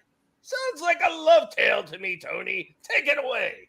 That sounds like a great movie, a great horror movie. That doesn't sound awful, it hits all the beats for me, but it's not doing too well. Oh my God. Yeah. Wow. It's been out 4 days and it's $1,208,900 and there's no international. Why not just release that on his? I mean, what is that? Cinedigm Entertainment Group? I wonder who owns them. Or if they're just independent, but it's like, shit, release that, sell it to Netflix or something. Like, well, you know what? Going back to the whole thing with horror movies. So I mean, so many of the ones that we've actually grown up to say are amazing, like horror films and everything, they did horrible in the theaters. I mean, you look at the Evil Dead franchise, they were flops in the theater, humongous flops, and it wasn't until much later on that they become cult classics, and they were underground favorites, and then they became something from that, and that's why you wound up getting a TV show. Monster Squad bombed, dude. How could that have bombed? That was a freaking amazing film. I always blame the way that they did the numbers and the retarded math on it. Like they're just like, oh no, it wasn't. And it's like, but actually, we went and saw so many of these movies. Think about it. How many times did you go to the theater to see Monster Squad or Ash versus Evil Dead? You know, Right. I went multiple times. Wait, what? I think it went against Goonies. I think that's why. See, to give these people props, though, if you look at the top 10, because I'm looking up Cinedigm, it looks like they're an independent, like, movie producer. Like, yeah, they're independent. So you've got Paramount, Universal, Disney, like Sony, like, and they made it in the top 10. I mean, that's something. That's something to hang your hat on. Let's see what the budget was on this. Hey, it's a profit. $250,000 budget. Oh wow! So they made a profit on this. It's one of the few movies in the top 10 that did fucking profit. Look at that. Sounds like they made more money than that Wakanda Forever movie. The Wakanda Queen. The Wakanda Queen, yeah. Let's I want bring to some enslave spears my and people. stones. Yeah. We gotta fight for our right to enslave others. That's right. Hail Tim's Talk. How are you, sir? Great to see you. Again, what kind of people are you if you just sat there and watched the Rwandans starve and you're like, we don't communicate with outside countries? Yeah, Jesus. Ethiopia. Like, yeah, let him die. You've got the United States sending foreign aid everywhere as you judge them and think of them as evil, and the people around you are fucking starving. Like, yeah. But So I would like to touch on that one that was in the number 12 spot real quick. Because I turned on HBO Max today and I seen that thing was sitting on there. So they actually, when you click on them, usually they have the little trailers where they explain the show and what's supposed to be in it and blah, blah, blah. So I clicked on that HBO Max, and as soon as they started talking to pets, I was like, whatever. The drawings on this thing look horrible. But the way they represented the DC characters was just like, it was god awful. So then they got to the point where it was really important that we put a lot of diversity in. As soon as I heard that, I was like, yep, off. And I didn't bother looking at it again. Because right there, at that point, they made sure that I am not going to watch it. So I hope this thing flops and fails miserably. I'm just so sick of hearing that shit. I watched this, dude, and did you see what the antagonists were in this? I didn't even get to that part. Bro, it's a collective. It's a collective of guinea pigs. I had to steal them. Deformation of character. Yep. Holy shiatsu. Not okay. Yeah, it's a guinea pig Not okay. kicking all of their asses like this real evil fucking guinea pig. And then she gets some of her friends, and I mean, it's a collective of them. And now, see that the terrible man behind the mask isn't the only one getting glorified in these shows. Yep. And Lulu, the master, that's her name. The master of the guinea pigs, of course, was Frank Cock. Just saying, you know, they work paw and paw together.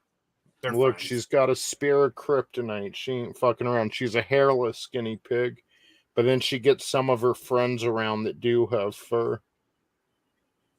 There they are. Oh, so she's the guinea pig for the people with allergies. Okay, I got you. But she's one of the poor Wait a hairless minute. guinea pigs that nobody wants. Wait a minute. Show those other guinea pigs again. You said, wait a minute. That is anti-Semitic. Yeah.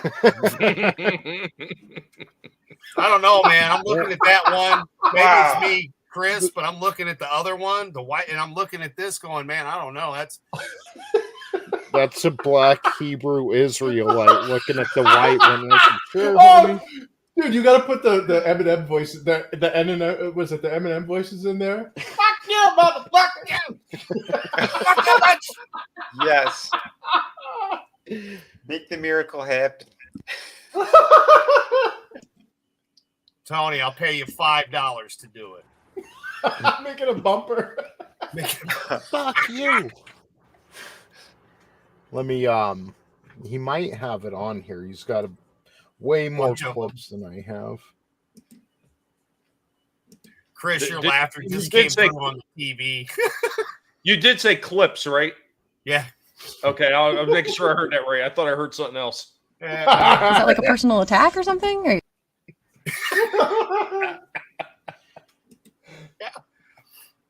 Yeah, I need to make that new GIF. Problem is, Etep has so many GIFs on here that I have to delete one to add one on. Or he'll have it on a different show, because remember how he's constantly having to switch shows to get to the right memes? Yeah. Oh my goodness. The things this man does for our entertainment. Yeah. Works hard. There's a few things from Horny Elf on here. We should watch one of those. Yeah. Yes. So, yeah, it made me think of you, Tommy, because I watched it with my wife. And no, it's not like they do portray the characters kind of not so great. But I figured it's just like, it's like a side tell of what if Superman was sent to Earth with his dog, and it just kind of is what it is. I remember, I don't know if Etep took it, but I thought Trey and he were going to go see that. So I don't know. It never came out in his theater, in his One Horse Hit Town theater. Gotcha. And now we got two screens. I'm just playing, Etap. I'm sure your town is beautiful. Better than mine. There aren't fucking bums sleeping in the parking garage. So. Well, that's because we have that thing called winter. We have 4 seasons here, my friend. And again, they freeze to death and die. So yeah. Sorry. Yeah, that's here. Like all the warmer climates have all those tents and stuff. The ones up here in New England, yeah, dude, it's real heartbreaking when you drive by and you see the little tent cities, and those people aren't breathing anymore because there's no like breath clouds coming out of those things. Yep. Hey, what's up, Tehillim29? What up? What does he say? Hey. Who is DC slave branding as an alphabet character again? Now that's a horror story. Yeah, that's what it is. The cats and dogs are on the same team. It's like all the animals versus the guinea pigs in this one, because the guinea pigs are superior. See, Tommy, you've got a real claim here, dude. Like, legitimately, way more so than the other BS. Like, I made fun of the other stuff because it's funny, but those poor guinea pigs, man. First, YouTube hates you, and now Disney hates you. What did you do? You left little jelly beans, didn't you? Oh, you know me. I don't put up with any of their nonsense. I mean, well, this one is DC, so this is Warner Brothers. I refuse to watch their Zack Snyder's Justice League, and maybe that's it. Is it sad that we got The Rock as Superman's dog before we finally fucking got him as Black Adam? I know, right? Yeah, that's sad. It's messed up. Yep. We're going to play. I think this one's from Horny Elf here. How about $50? $50? You find a Canada costs at least $3,000. $55. Hey, stop wasting my time at $55. No way I take my plane to Canada for less than $1,000. Okay, $60. $62. Okay. Okay, meet me, Park County Airfield, Yellow Cessna, tail number 432G. Got it.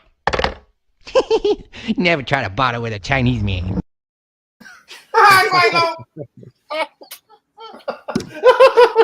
Oh, Yeah. $60. $62. That's inaccurate because the Hebrew genes in me would kick in. Like I'm too shrewd. I'm sorry. I would have been bargaining upwards. Etep would have never had a chance. I got the double side, man. Have Kanye tweeting about you, bro. I'm gonna let you finish, but Fisky's got some. So let's He shortened his name because of Chris. He bargained with him and lost. Yeah. Oh, you got the double shrewd. Now your name is just Yi. Yeah, I take the ZZY. Yeah, that's mine now. Yeah. Now your name is you. Manliness and Motivation asks if Superman has a special peanut butter for his dog. Oh my god. Oh, crypto right there. Wouldn't that be Supergirl borrowing crypto though? Oh shit! Yeah, what's up with I'll work on that Ecuadorians? cookbook. Ecuadorians eat guinea pigs. That's What? that's something we should all take a stand against. Yeah, that's horrible. Well, the one I know did. So Well, technically, that's not true. Technically, It's not. because it's a completely different breed that they have down there in Ecuador. They're the inferior guinea pigs, not the those real really- guinea. Are those really big ones in Ecuador? Well, the they're ones jumping over the definitely border? they're larger than a regular guinea pig. They're called like a koi, or something like koi or kwa. And they are a little bit larger than Holy regular guinea shit. pigs, and they are a little bit more. Tony Google. They're it. not as docile. I searched Ecuador guinea pigs, and the first thing that pops up, it's all like stuffed like a Lizzo. Hawaiian ham. Like, holy shit. Yeah. That's why I said Lizzo. I was like, Lizzo popped up, right? But Those yeah. poor fucking pigs. Those poor damn pigs. Look, I'm showing you in a live one, but there are some cooked ones in the smaller images. Like, holy shit. Those poor They really guineas. cook them. Holy shit! Those Wow. poor guineas. Make you think of bacon in a whole new light, right? And on Columbus Day, awful. Yeah. Indigenous people day. So I have a question. Didn't we kill off all the indigenous people basically? So what the No. fuck? No, that's Europeans' biggest flaw. Is unlike every other ethnic group, the Europeans have actually allowed who they conquered to live, and now we're paying for it. Their descendants are now thrown. You know, the Marxists have used them as pawns to destroy our nations. But honestly, like nobody talks about the Anasazi. Do you know how many countless Asian civilizations have been wiped off the face of history books and the planet? We don't even know half of them. In Africa, God, that's been a genocide graveyard for like millennia. We have a Anasazi drive out here. Nice. There's that. Yeah, the Pueblos. Where did they go? You know? Yeah, it's so aggravating when it's like, oh, evil white people. Dude, your history's losers. Get over it. You know, like, I'm sorry. There's this Twitter account. Dude's name is Lakota Man. Oh, nice. And when Mount Rushmore became racist for 4th of July, and Trump wanted to have a celebration there, you know, Lakota Man was like, "Give us our land back, Orange Man. We were peaceful," and people were posting all kinds of history about how the Lakota like slaughtered another tribe for that land. Yeah. Yeah, that whole myth of like the noble savage and like these utopia that they had before, like I think what started it was that fictional Roots story with LeVar Burton, where they're like, oh yeah, they lived in this like utopian like tropical paradise, and then the evil white man came in and enslaved them. But it's like, no, that's not even remotely how it happened. First of all, white people can't survive like malaria, so yeah, they wouldn't even be in interior Africa to grab you. Yeah. Mm-hmm. And same thing with the, like, I get they had different sicknesses or whatever, but how the natives didn't get sick until the white man showed up. It's like bacteria and viruses exist. Yeah. Like, it's not syphilis is some Native exclusive American to disease. white people. Like, dude, syphilis ravaged the Europeans. That's a Native American or Mesoamerican born STD. That shit didn't exist in Europe until the settlers came over here. Yeah. Oh, yeah, evil white man and their diseases. Whoa. Man. Yeah. It's like, go grab an Asian history book sometime. You know, go grab what the Middle Eastern history books look like. LeVar Burton lived there for Viola Davis. Oh, dude, we got to do a cut of that. Your name is Toby, and it's just like Viola Davis. Holy shit. Oh, shit. Yeah. I was talking to my mom about that earlier. Like, no wonder why these people are roving in packs and destroying stores now and taking shit, because they've been raised their entire life being told there's a target on their back over something they can't help. And I remember that when I was in school, when they just talk about how the white man just came over here and did this awful stuff to these people and just stole these people's land, and we were just so bad. And they tell this real jaded, ignorant, and one-sided story of history when it's a lot more complex than that. And these people are raised and marinated and steeped in this shit. Oh, well, civilizations aren't built by nice people. Sorry, your ancestors lost. Get over it. You be grateful you're alive. Yeah. And I'm sorry, but hail the brightest day. How are you, bro? I'm sorry, but the United States would just be Africa too, or it would just be just like South America had history not transpired the way it did. And I'm sorry, America is being run by some questionable people right now. Yeah, it is. But still, the world has benefited from us being here and from the free market and from innovation. I mean, yeah, things were ramping up, back then, but I mean, we've done more in the past 250 years as far as advancing as a species. That we're aware of, because I got to question everything these days. I mean, we go back 300 they had years, indoor even plumbing 100, and they had indoor plumbing in Rome, from what I understand, and then we kind of lost that technology. But well, what bothers me though is it's like, we're so focused on our differences that like we call them African Americans. They're not from Africa anymore. It's like calling you, Tony, a European American. You're an American.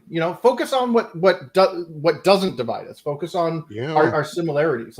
But they don't want any part of being a civilization with us because they've been taught that we're all evil. Well, you're completely wrong though, Chris. I mean, haven't you been listening to what the people on Twitter have been saying lately from the extreme left? Though. We don't have a culture. Because they steal it and blackwash it or whatever. But seriously, I had ancestors get stuffed up a German chimney. Did I hold that against my girlfriend? No. She's German, man. Dude, seriously, the Germans are so browbeaten by that shit. It's really they're so apologetic. It's like, dude, you didn't do it. Your grandparents didn't do it. Calm the frick down. I got ancestors. We're past that. That's kind of like a lot of the stuff that they keep bringing up is to keep everybody segregated and separated. I'm sorry. To keep us fighting. Dude, I got ancestors that are an issue. Stop making it a damn issue all the time. Right. Period. Well, that's the thing is like not only do I have that on one side, I also got ancestors that died building the Transcontinental Railroad, and their bodies weren't even dignified to be put in graves. They were actually put under the train tracks. Right. And it's like, I didn't know them. I didn't you're the white people benefit from it. So do I. I benefit from the Transcontinental Railroad. I'm sorry my ancestors died doing that shit, but I benefit from that. Well, they sit there and they act like just like one race, did everything they did, especially here in America. But guess what? The Spanish were here first. Let's not even talk about how the Mexicans came up and they started conquering parts of America. That's why Texas wound up being taken away from the Mexican army. And California and Arizona. Was there someplace else, or was that it? I mean, I know that those places were California. Yeah, but don't forget though, because of the Mexicans, now we have rainbow-colored fentanyl. So, which came from China. So now you can die in all the flavors of the rainbow. Yeah. Get ready. Halloween's going to be a kick. They're overdosing on Chinese fentanyl as they're screaming Putin. Fantastic. Would that be overdosing on the rainbow, or would that be not breathing on the rainbow? Wheezing on the rainbow, George. Well, get your booster. It'll save you from the rainbow. So, holy shit. Yeah, so earlier I was on Reddit and I came across some potential leaks into the MCU's future. So I wanted to take a look at that with you guys. Yeah. See what you think. Hopefully bankruptcy. Yeah, I wish, because it concerns some properties that at one time we were looking forward to. Yeah. So, yeah.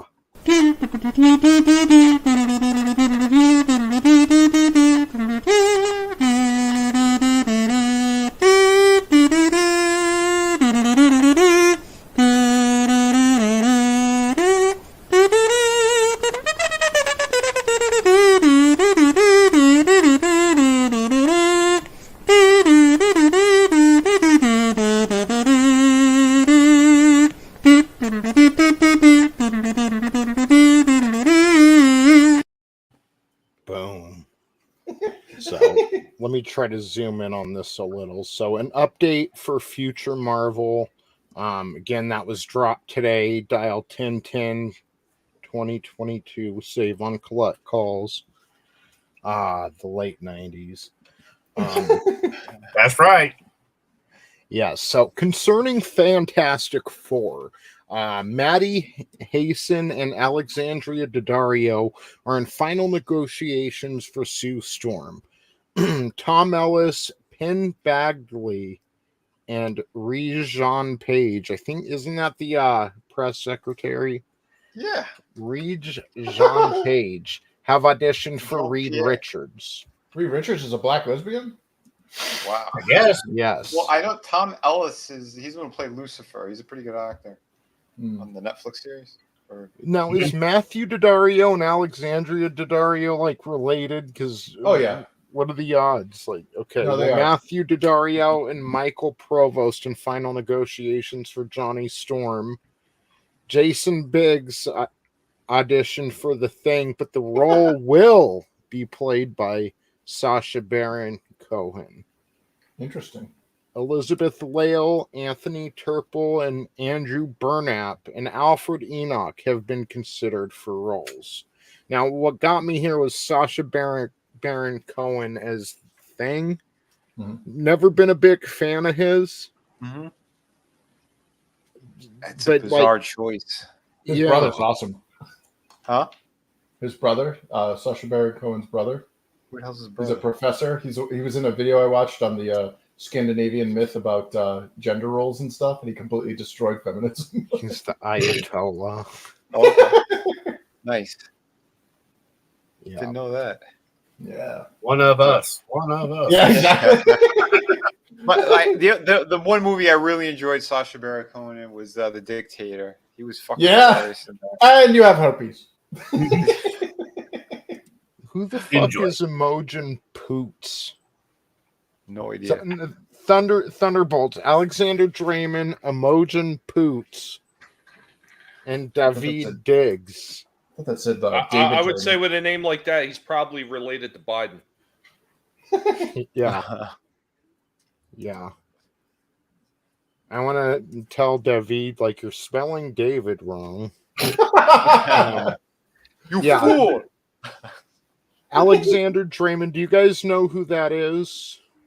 Oh, I almost want to search these people. I gotta search Imogen Poots. Like, what a fucked up. I hope he didn't go to American public school. The only one that's important. Imogen is a woman's name. No, the only one that's important to Google is Alexandria Daddario. That's it. You know, Imogen Poots doesn't look so bad. Let's take a look at Mrs. Poots. Poots. Putin? Like, dude, I'm just saying, her and Florence Pugh. We need a movie, Poots and Pooh. Oh, shit. Not horrible.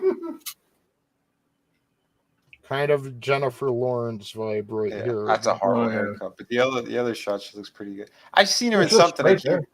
Yeah, she was in Vivarium. I don't know what that is. Oh, is that? Okay, I said that's where they're stuck in that fucking town. Like the guy brings him to look at that house. Yeah, and they raise an alien. Yeah. Yeah. 28 days later. Or was that weeks? Weeks. She was in the Fright second... Night reboot. Oh, Fright Night, man. Never saw it. Didn't watch the Fright Night reboot.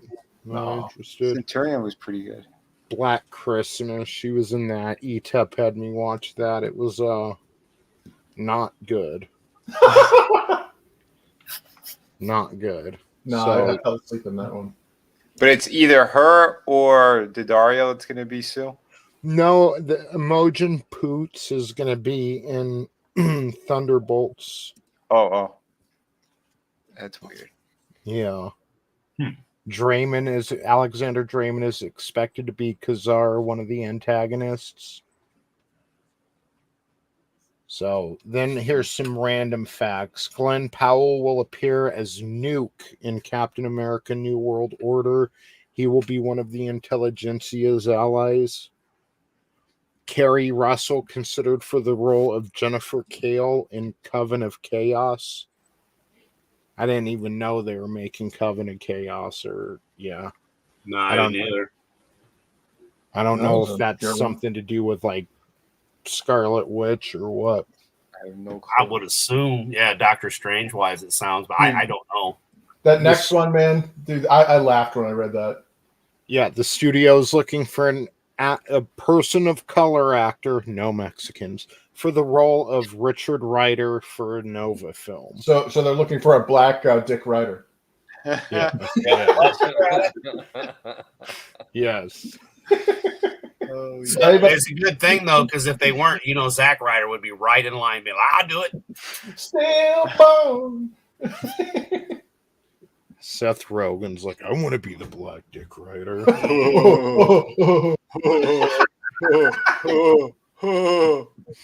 Marvel's choosing an actor with Japanese ancestry for the villain in Deadpool 3. It will probably be Daken. Who's that? No idea. Is that like Won't Silver that get Samurai? changed though? Because they'll be like, Daken? Oh, I think that's Wolverine's son. Yeah, I was going to say that's what I thought it was, but I wasn't sure. Yeah.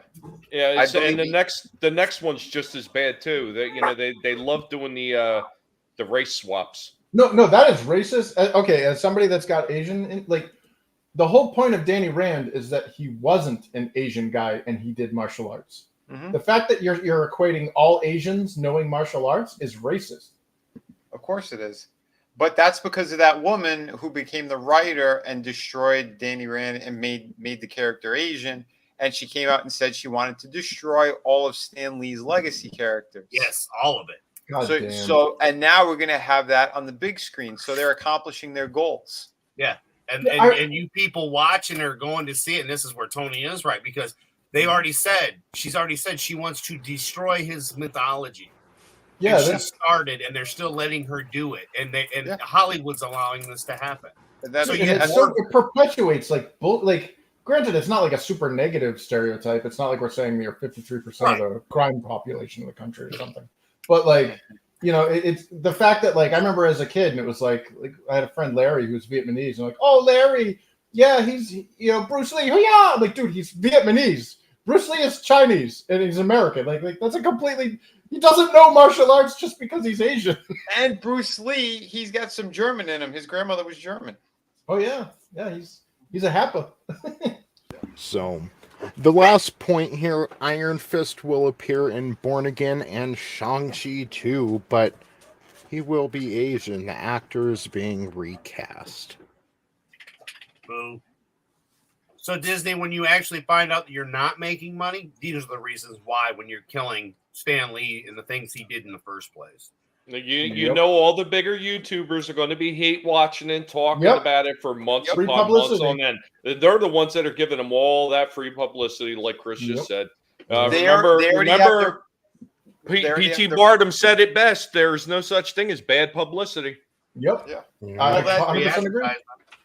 You know, they have their bottles of lotion next to their computers with their They're gonna be hate watching, all right. Shit.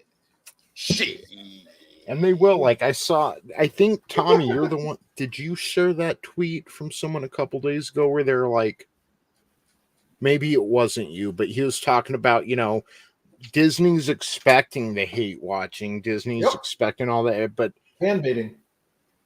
Yeah, if it becomes irrelevant, if it becomes indifferent, it's not in the conversation at all. That's where all this needs to go.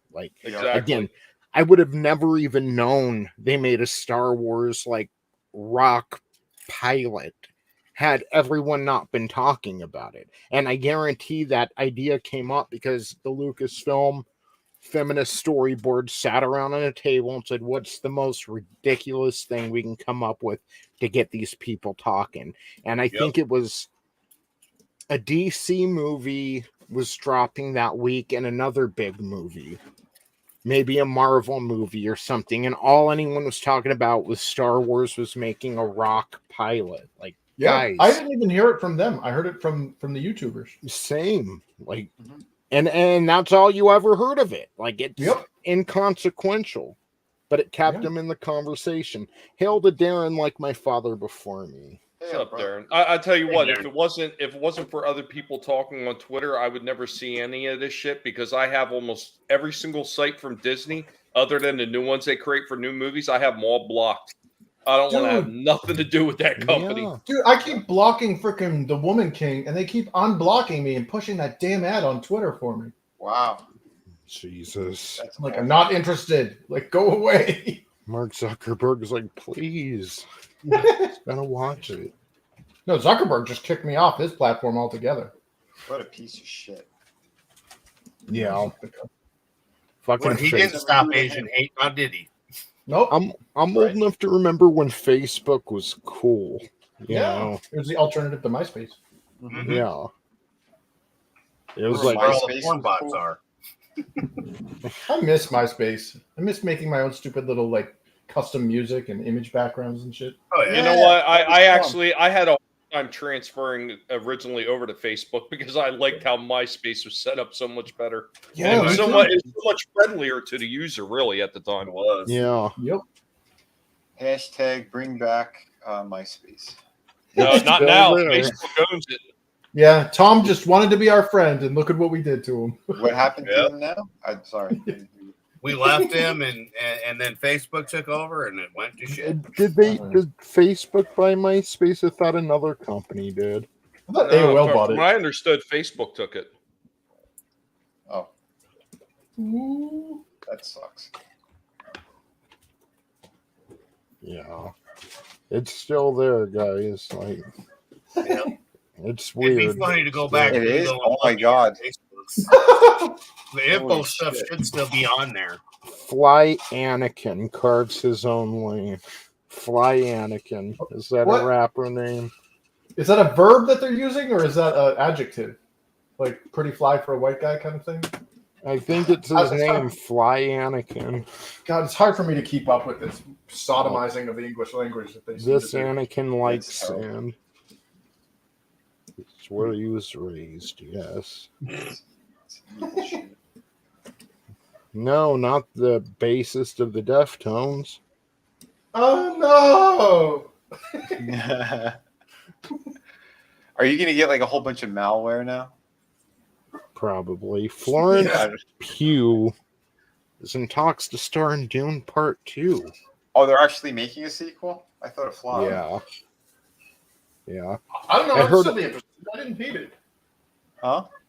I didn't hate the new Doom. I mean, people are like, "Oh, it's boring as fuck," and all this. I was like, didn't hate it, but it was boring. I heard it picks up in the second part. Like, well, yeah, because that's when like they actually start training conquering the worms and shit and fighting back against the. Well, again, they shouldn't be eating bad food or chocolate. So, Spice. they're fighting the Yeah. worms. I'm gonna start getting my my news on MySpace's front page. Too Short getting nailed. Good for you, Short.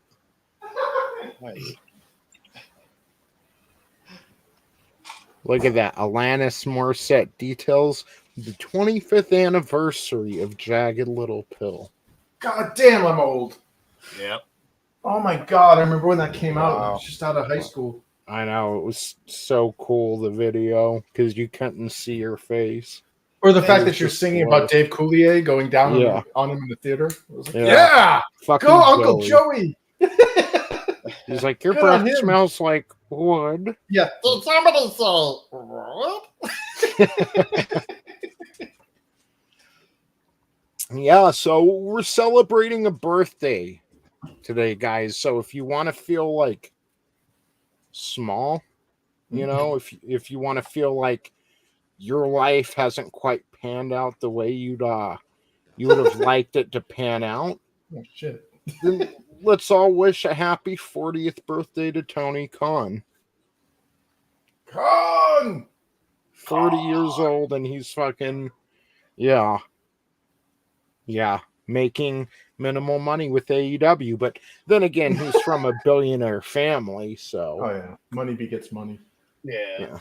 He's like, they're like, what do you want for your birthday? He's like, okay, nobody punch each other backstage tonight. That's all I want. Nobody hit each other, please. Just make me look good fucking one day this week. Yeah. Did you ever see Glow on Netflix? Oh yeah. Yeah, I like Tony Khan reminds me of that the rich, you know, the guy that was the announcer for a while. Yep. Who blonde guy funded that's it all at first? Yeah. Yeah, rich parents. Yeah, like the Coke parties and stuff. He reminds you of that.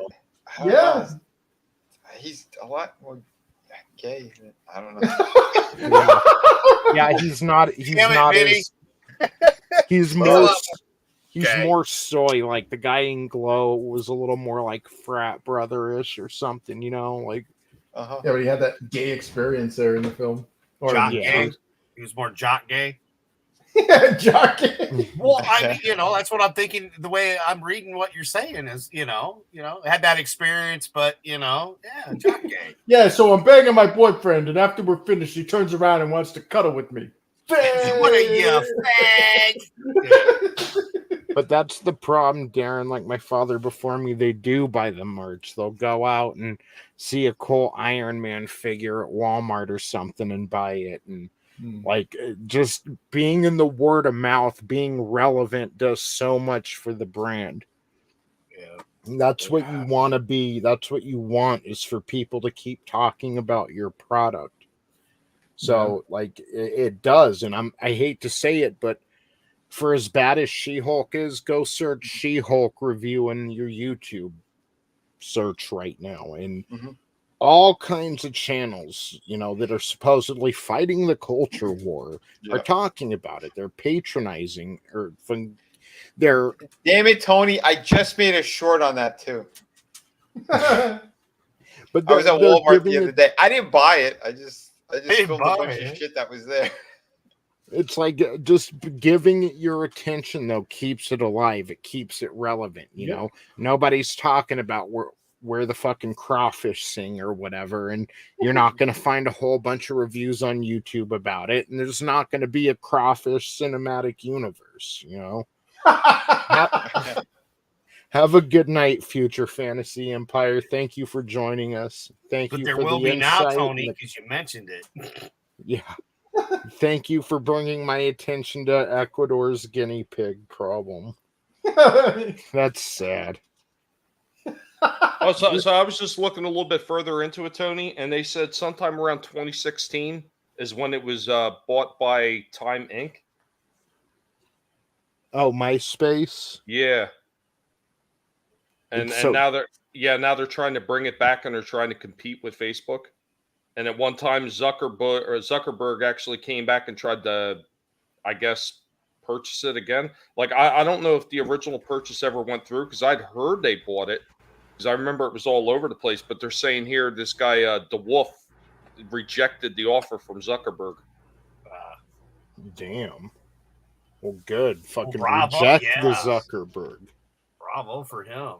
Yeah, fuck that guy. Reject Zuckerberg. Hashtag reject Zuckerberg. Hell yeah. Yeah, I'd like to know what's going on with the fucking Twitter Elon thing, because every day it's something different now. First, it's Elon's going to buy it for the original offer. Then actually, no, he's trying to get the price change. Actually, Twitter's saying now they don't want to sell to him. Like, told you. So we had posted that, and I was like, I put that Leonardo DiCaprio meme. Yeah. I've seen this one before. The enemy cannot relinquish this platform. Yeah. Yeah, well, and Tim Pool had mentioned too, like maybe they really do have to do certain things. Maybe it's the intelligence agencies like, hey, ban Trump, and Twitter's just okay. So it's one of those things where it's like kind of a curse to be in charge of it. So then Elon wants to buy it, and they're like, then he's finding out what I can unban Trump, not without going up against the intelligence agencies. Well, I can't do this, I can't do that. All right, then I don't want to buy this, Well, did you see the exchanges he's had with Jack Dorsey? Some of it, yeah. Yeah, Dorsey doesn't seem like as bad of a guy as he's been portrayed. He's exactly as you just described. He's being hammered by these government spooks, essentially telling him. Well, you know what? We had talked about that stuff before, Chris. Like a bunch of us have before, and we were talking about a bunch of us got all over Ron Howard and his flip flopping when it came to Solo. And it turns out, like, once that was done and it was over and he was no longer going to be under contract with Disney, he came out with the truth about all this stuff that happened in the movie is not what he wanted to do, that he was forced to do this stuff, and he was told to say these things on all these different social media platforms. And we've seen it over and over again with a lot of these people. They're being told by the people in charge, you need to toe the line and do this because you're still under contract or we're going to take you to court. Yep. Remember Weinstein, people. Come on. You can't act like you don't know that Hollywood is crooked as all get out. Yeah. Well, that's what my theory is. That's when it really fell. I think Weinstein, for as bad as he was like, okay, but I like to make money and this shit isn't going to sell. And he was one of the top donors to the establishment. And you see that Alec Baldwin can literally get away with murder, and it's whether it was intentional or not, it was fucking murder. Yeah. And he gets away there's with no it. way it wasn't murder, Tony. It was space Trump supporting aliens with Splenda. They did all of it. It was there was some mind control, some magic bullets. That the stuff that happened on the scene of Rust, what made the JFK thing look like child's play. That's all I'm going to say about it. Imagine what that must be as a human being to be able to murder somebody and totally not face any consequences for it. But do you think he's donated half as much to Hillary Clinton as Weinstein had, So for them to go after Weinstein, there had to be a reason. And after he fell is when we started getting Ghostbusters 2016 and this and that. So I really think he was the he was the Saddam Hussein of Hollywood. He's a bad guy, but he was keeping everything in balance. And now that he's gone, better the villain you know than the one that you don't. Well, it sucks because it's we've lost. I think a good reason why we lost all of our properties and all of the media or whatever is because there's no more money to be there's money to be made in it, but it's they're shoring up their profits because they know that Gen Z, the Zoomers aren't watching that shit, so they're let's destroy this shit. Let's demoralize the population. Let's throw these people in getting rid of Weinstein there and watching all the rats play while the cat's away. I don't think they care. There's so much apathy in the production of these things. You hear these people talk about these amazing products, and most of them don't even give a shit about them. No, they don't. They seriously don't. This is all about that, everyone's in lockstep. Entertainment has to be on board with the political agenda, all that bullshit. We know what's going on right now. That's the thing that we keep fighting it, and that's why we get so upset when we see all these other YouTubers sitting there stroking off to this stuff, feeding the machine, feeding it left and right. It's sick, man. And it's these people oh yeah, well, we're not going to see the whole thing. We're not going to watch the whole thing, and then they do, and they break down every little bit about it, and they just keep feeding it and feeding it. I mean, no disrespect to a lot of the channels that I've watched over the years, but my viewership has declined because I'm starting to see these trends of oh, look at how terrible She-Hulk is. Here's episode 8. Dude, you don't need to go 8 episodes in to know it's a piece of shit. I don't care anymore. Lord of the Rings. Oh, look at how bad Guy Ladriel is this week. I don't care.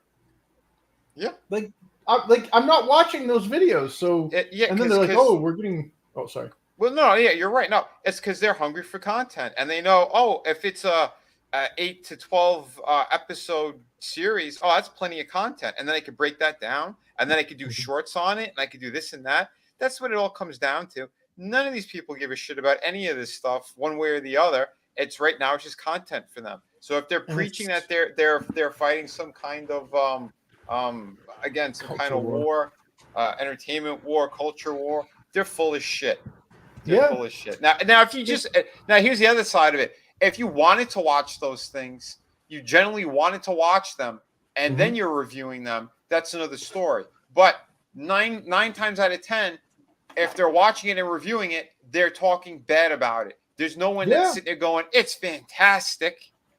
Yeah. So, how many of those people, Vinny? How many of those people, Vinny, actually leading up to the premiere of it have already been trashing it and talking about it months prior? Yep. I didn't think I wanted to see Andor. I enjoyed the Star. You know, when we got Rogue One, right? Because we've heard we were going to get Rogue One for a long time. Those of us that are older remember that. So, and then I was like, all right, we saw what happened. It was all right. I'm like, okay, I'm sure there's a better movie there, but whatever. And then the series hit, but it reminds me, and it does. It feels kind of like the original. It's a slow start. It's a slow story, but there's stuff in it. I'm enjoying it. But that's me. Like, and Tommy, I respect you for you, baby. But I mean, like, I am literally enjoying it. So yeah, I do kind of bring it in on my streams a little. We'll talk about it just a little bit. Not a lot. If you like it, you like but it. it is something I like. And again, that's just me.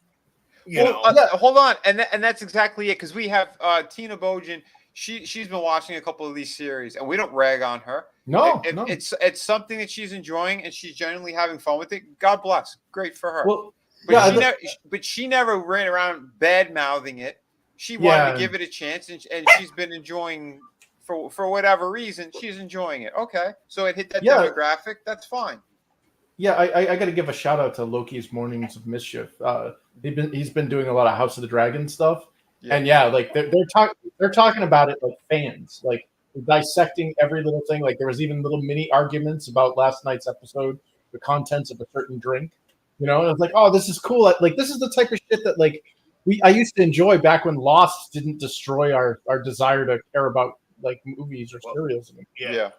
Oh yeah, dude. That episode was great, and there was a lot of shit in there. I haven't seen it yet. Thanks for the spoiler, Dick. No. I haven't seen it, but it's okay. I mean, I already seen on. They're like, oh, I'm like, oh no, you don't know who you know who we're talking about. I do. I do. Yeah, I do because it's already been on the Twitter and the Facebook and the Oh well, that's why I was just teasing you, just because. But I look forward to seeing YouTubers that generally care about even if I'm not particularly a big fan of the series, like I could be like because to me, it's not like a binary thing. Like you're not a super fan or a super hater. You can be a grade in there. You could be some type of shade of gray. And like, some of the things I'm not really that super into, but I'll watch the YouTube guys break it down who are really into it. And it's fun listening to them geek out about it because it gets you excited about other things. It's like, oh, if they could geek out about this, I wonder what they think about this property, or oh man, as a creator, I wonder if I could get people to do this with my shit. Like that's really cool and positive, and we don't get that as much. Yeah. Well, it's like Harold and Kumar, right? When in the movie, they're seeing the guys eating and how happy they were, right? And you're happily watching people that are happy about said thing and into said thing instead of the negativity that, oh yeah, it sucks, and like, well, we didn't watch it because we knew it was going to suck. You're watching that, and right out of the movie, you're saying, I want that. Yeah. And see, this is exactly why I never really talked about that shit. I mean, there was a few instances where I talked about stuff I didn't like about what these movies were doing, just to say my opinion when I thought about it. And then I left it at that. I didn't revisit it. I didn't re-talk about it. I mean, if I'm on a live stream and somebody brings it up, I'll tell you exactly what I think about Disney. They're a shit-ass company, and I can't stand them, and I want nothing to do with them. They could groom all they want. I'm going to stay away from it. But that's me. I've never came down on anybody else for it. But I will just say, hey, if you're in bed watching that kind of stuff, just know what kind of company that you're dealing with. Because sooner or later, you're probably going to feel like you're getting bit by them.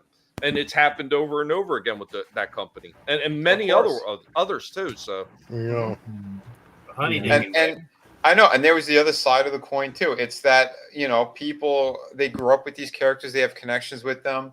There's so many different reasons and stuff, but that's why, like Chris said, to be absolute on one way or the other, it is very difficult unless, again, like Tommy, he stands his ground, and that's fantastic. That's fucking amazing.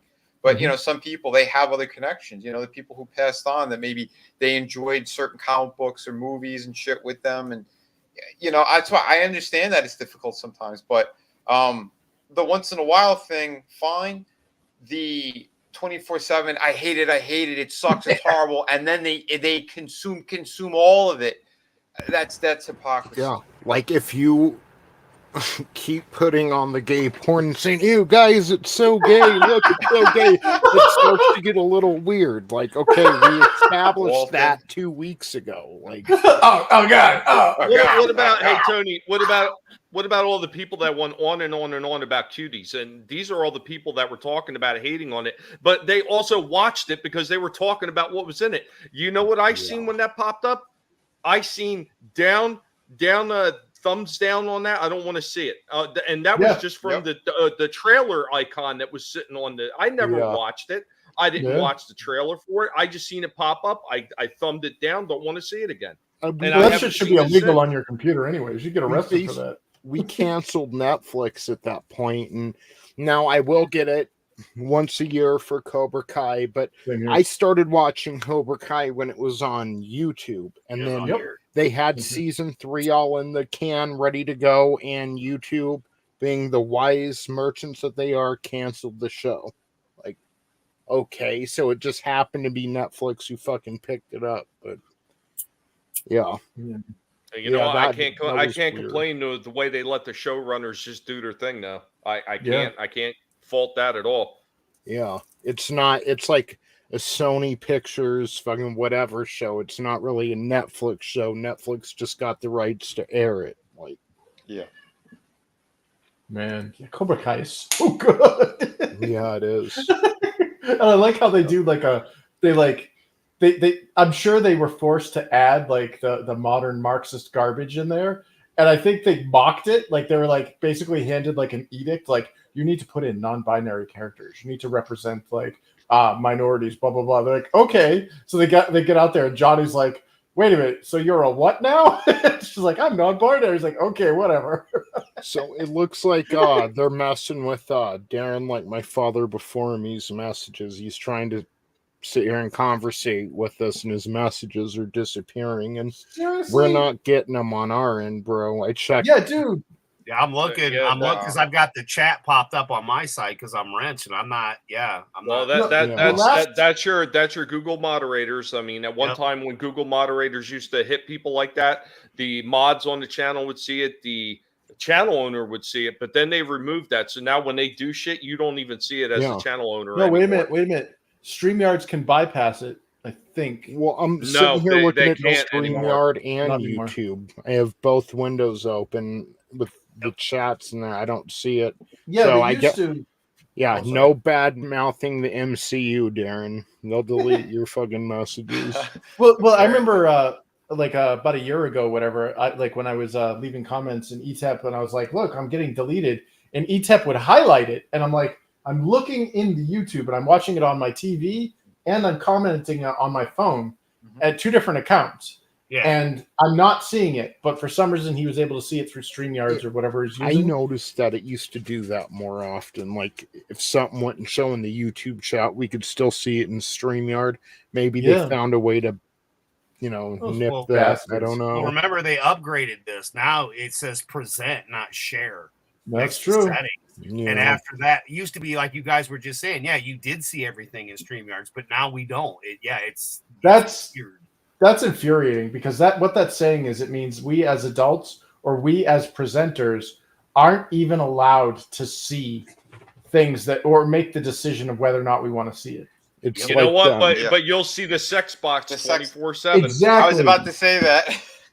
Yeah, those things run amok, and they're totally fine with that. But somebody puts, oh hell no, somebody puts something bad about the MCU or about the Rainbow Reich or about some other thing, about the mouse, and suddenly we're it's deleted without notice. I mean, I see comments all the time where I'll leave a comment and I'll keep hitting refresh, and after 20 seconds the comment vanishes. and I can't engage with YouTubers' channels. Like that happened a lot of times on Eric July's channel. Like I'd leave a comment and then it would just vanish, and then I'd be like, "Dude, what the hell? It's getting deleted." And he'd reply back, "He's like, I didn't even see it. I don't know what the hell you're talking about." So the channel users can see this, or the channel owners can see it. Yep. It's all about this meme. Yeah. What's that guy? Like guy with a beer belly? Like He's the only right. baby he's gonna give birth to is a chocolate one. Yeah. Right? Holy shit. Yeah. Dude, this world's insane. Fuck Confiscated from all the fentanyl. Well, it's like what Matt Walsh said. You know, he's like, when he basically like these smear merchants are all about just trying to destroy people because they're bullies. You know, they're tech bullies. They hijacked all these media platforms and then they just bully people into submission or to destruction. What's up, CJP? Forgotten One Music. Yes, Bill Gates got pregnant. Yep. So He's the father. That's from all the corn. That's from all the corn he's been eating, and sticking up his. Never mind. Yeah, like a little more butter on those kernels, Bill. It's corn. It's Set up that corn. USB. Eat it today, shit tomorrow. He's so weird. Like, you've got to understand how you're coming off, Bill Gates, you fucking weirdo. Well, they are ants, Alan. What he was doing in Africa and India, I mean, of course he's fucking weird. Well, he's not a human being anymore. It's like when Zuckerberg slipped and said, "I was human." You know, like these people have so much money. Transhumanism. Well, they no longer, they can't identify with human beings anymore because they're so insulated with all of their money. They have no concept of standard human relations. Jared Kushner was talking about a couple weeks ago that like this is going to be the first generation. I'll pull it up real quick, and then we're going to have to do our outro because I got to go get Etep in a few. But he was talking about we're going to be like the first generation to not die of old age. Well, it's and there's this one too. I was saving this for my Wednesday stream, but I'm going to share it here just because. Damn it, present. I keep throwing myself out. Because the one I got real quick, Tony. It just puts the statement of what we're talking about. Came after 3 years and found out it's going to be a Oh my god! Yeah. Why does this baby got brown skin? And That's why he's crying. He's like, see, this is exactly what we were just talking about, though. Like, wait a minute, there's no logic there, man. Yeah. Well, I think that's the joke is that his wife cheated on him. Yeah. Yeah, it is. But there's people that really look at that and they're, oh, isn't that so sweet? After 3 years, he's going to be a daddy. Yeah, they're the ones that named their daughters Khaleesi. Yes. What's with this news title here? So, August 25th, 2022, Jared Kushner says he's keeping trim because he believes there's a chance he will live forever. It's transhumanism. Like, imagine replacing your liver with a newer, more advanced liver than a human would ever have, and a heart. Wow. And they're already doing stuff. Look how old all these people are living to. Like, what a coincidence. Those pancreases, though? Just saying. Kanye, no kidding. Kanye West was right. He said that. He doesn't believe that Jared Kushner and these other people who are around Trump were doing the right thing. Oh, they were poisoning his mind. Yeah. Kushner is awful. He explains that he thinks he could be a part of the last generation that's basically not going to die.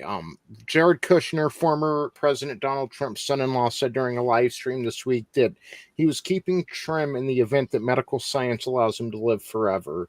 During the stream, Kushner said that he had made it a priority to exercise more after leaving the White House, where he served as senior sabotager to President Trump. I think there's a good probability that my generation is, hopefully with the advances in science, is either the first generation to live forever or the last generation that's going to die, Kushner said. So we need to keep ourselves in pretty good shape. Or we can... Friend. And then finally, I think that from the last year, the one thing I've tried to put a priority on since I left the White House was, getting some exercise in. I think that there's a a good probability that my generation is, hopefully with the advances in science, either the first generation to live forever or the last generation that's going to die. And so we need to keep ourselves in pretty good shape. And then the other thing I like. Yeah. Only narcissists want to live forever. He looks really fit, huh? So then you're telling me that the movie The Island is for real? No, well, the clones and stuff. But like, here's the thing: is like, dude, it's funny because that's kind of a concept in my book where the whole immortality thing keeps you perpetually in childhood. Because if there's always going to be a tomorrow, then you'll keep putting things off. You'll never mature. Right. Like, death is part of the natural cycle. Like, accept it. That's part of being an adult. Mm-hmm. Yeah. That's so frustrating, man. I think George is out there. Darren's comment and Soul Assassin's comment go hand in hand. Darren says, it won't be for the working man, just the super wealthy. Yep. And Soul Assassin says, immortality is nothing but a dream of weak men. Yeah, amen. I used to say, too, when I was younger, I'm like, watch, like, with all this technology and computers and stuff, we're building our next step in evolution. And that was like the thoughts of an ignorant kid, thinking that. But a lot of these people believe that, and they believe in transhumanism. And look at what Elon Musk is doing with Neuralink. And well, like so the impetus of human life is procreation and legacy. Yeah. And when you take away those drives, you just have this defective, decadent, like morale, everything topples. It's like that Maslow's hierarchy of needs. And like the whole point is like, yeah, sure, it's great to be immortal, but not in reality. Like your legacy is what makes you immortal. It's why we still know who George Washington is. He's dead. He's been dead for hundreds of years. But guess what? We know what he did. We know about the cherry tree, even if it's not real. Like that's what we should be striving for. Yeah. We should be striving for that, not staying like that's a child, like you said, a weak man's dream. Vision said it real well in Age of Ultron. A thing isn't beautiful because it lasts forever. It's that brief time that we have here and what we're able to do with it. Yeah, I think make your dent.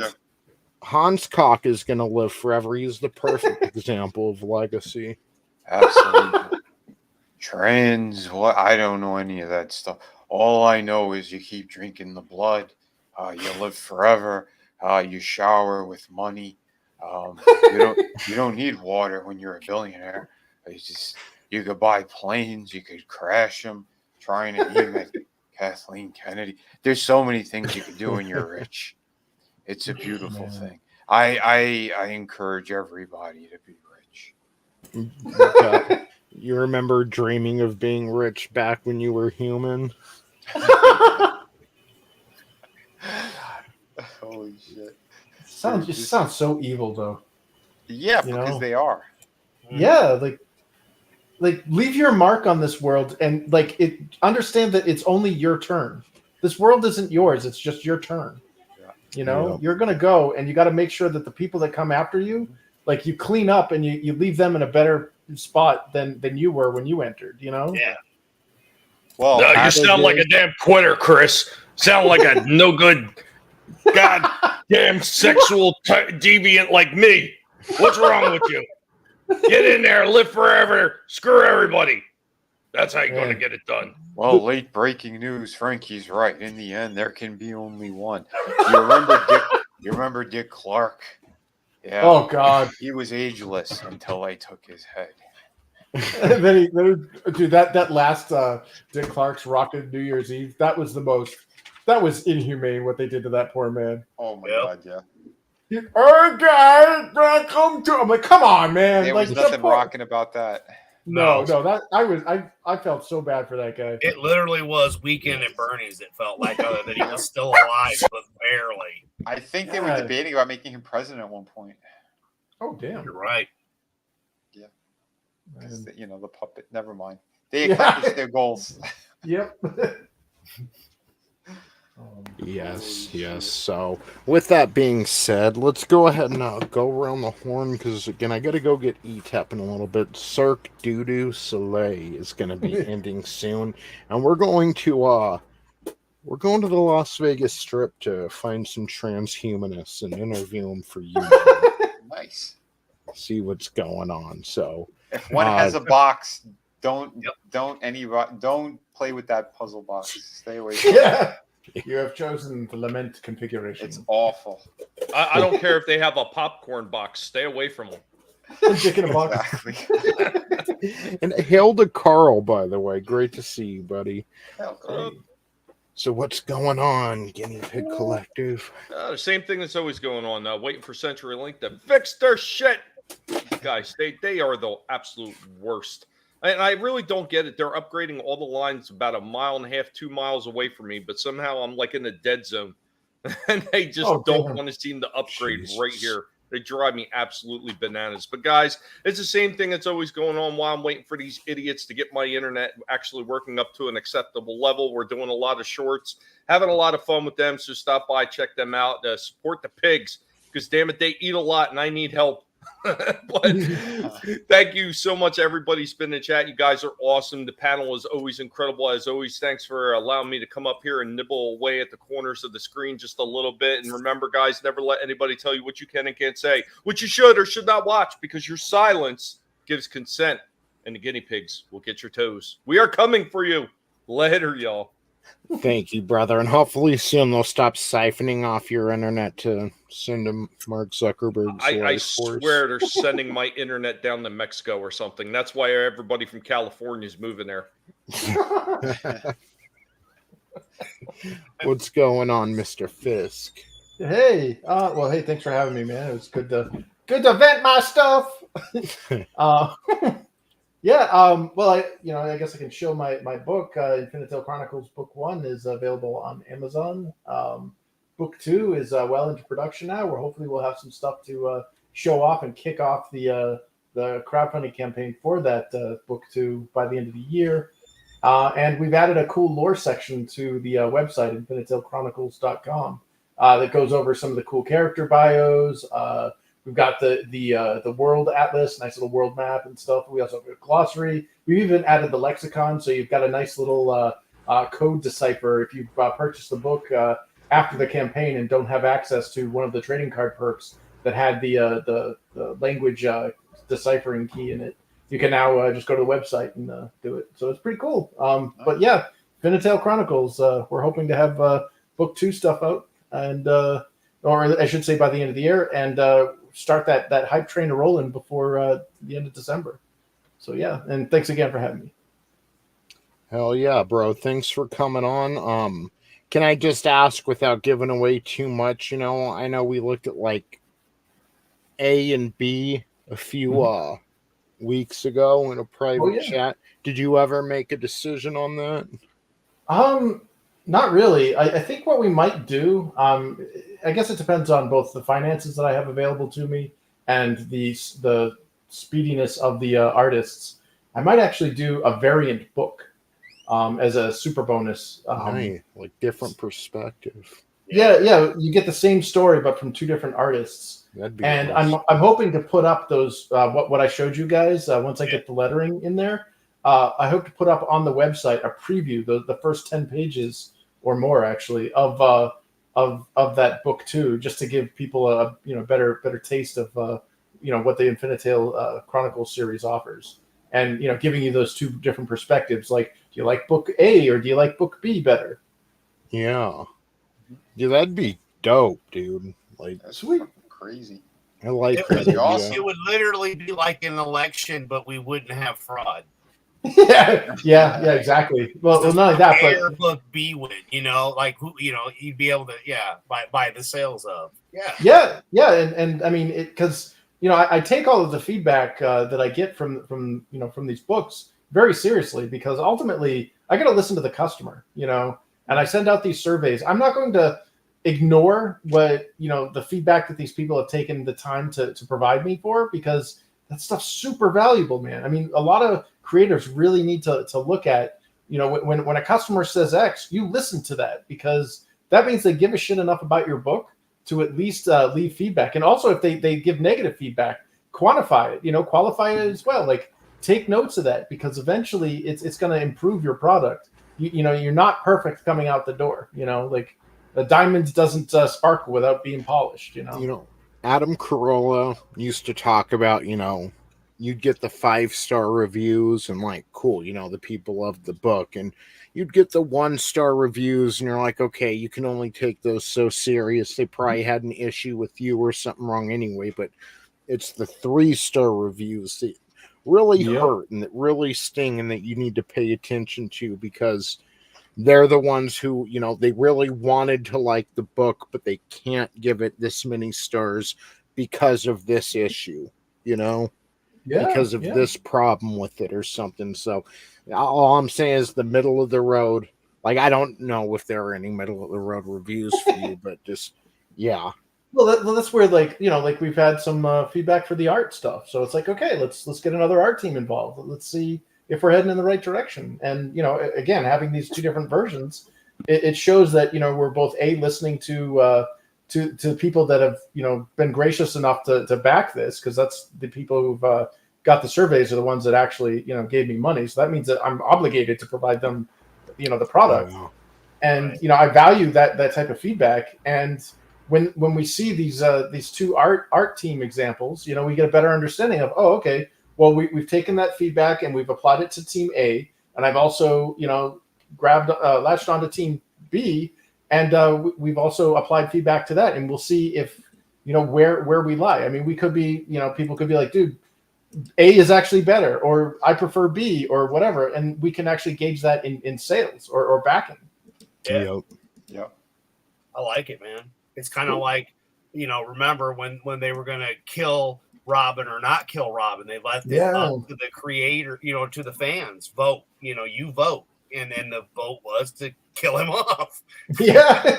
Bye-bye, Jason Todd. Yeah, sorry, Todd, you're gone. So, but that's what it's reminding me of, Chris. And I told you that before. I thought that when you showed the I dig it, dude. I really do. Sweet. Yeah, and also speaking of killing stuff off and doing some nasty stuff to characters, I'm actually finishing up a reference sheet that I'll be sending over to Vinny soon. Hell yeah. Nice. Vinny will be hopefully working on an art piece showing off a pretty pivotal point in book 2 that I think is freaking badass, because when it was played out in the game, there was a lot of holy shit going on. No pressure. No pressure, Chris. No pressure. No, not at all. You think it's got to be the best looking fucking thing ever?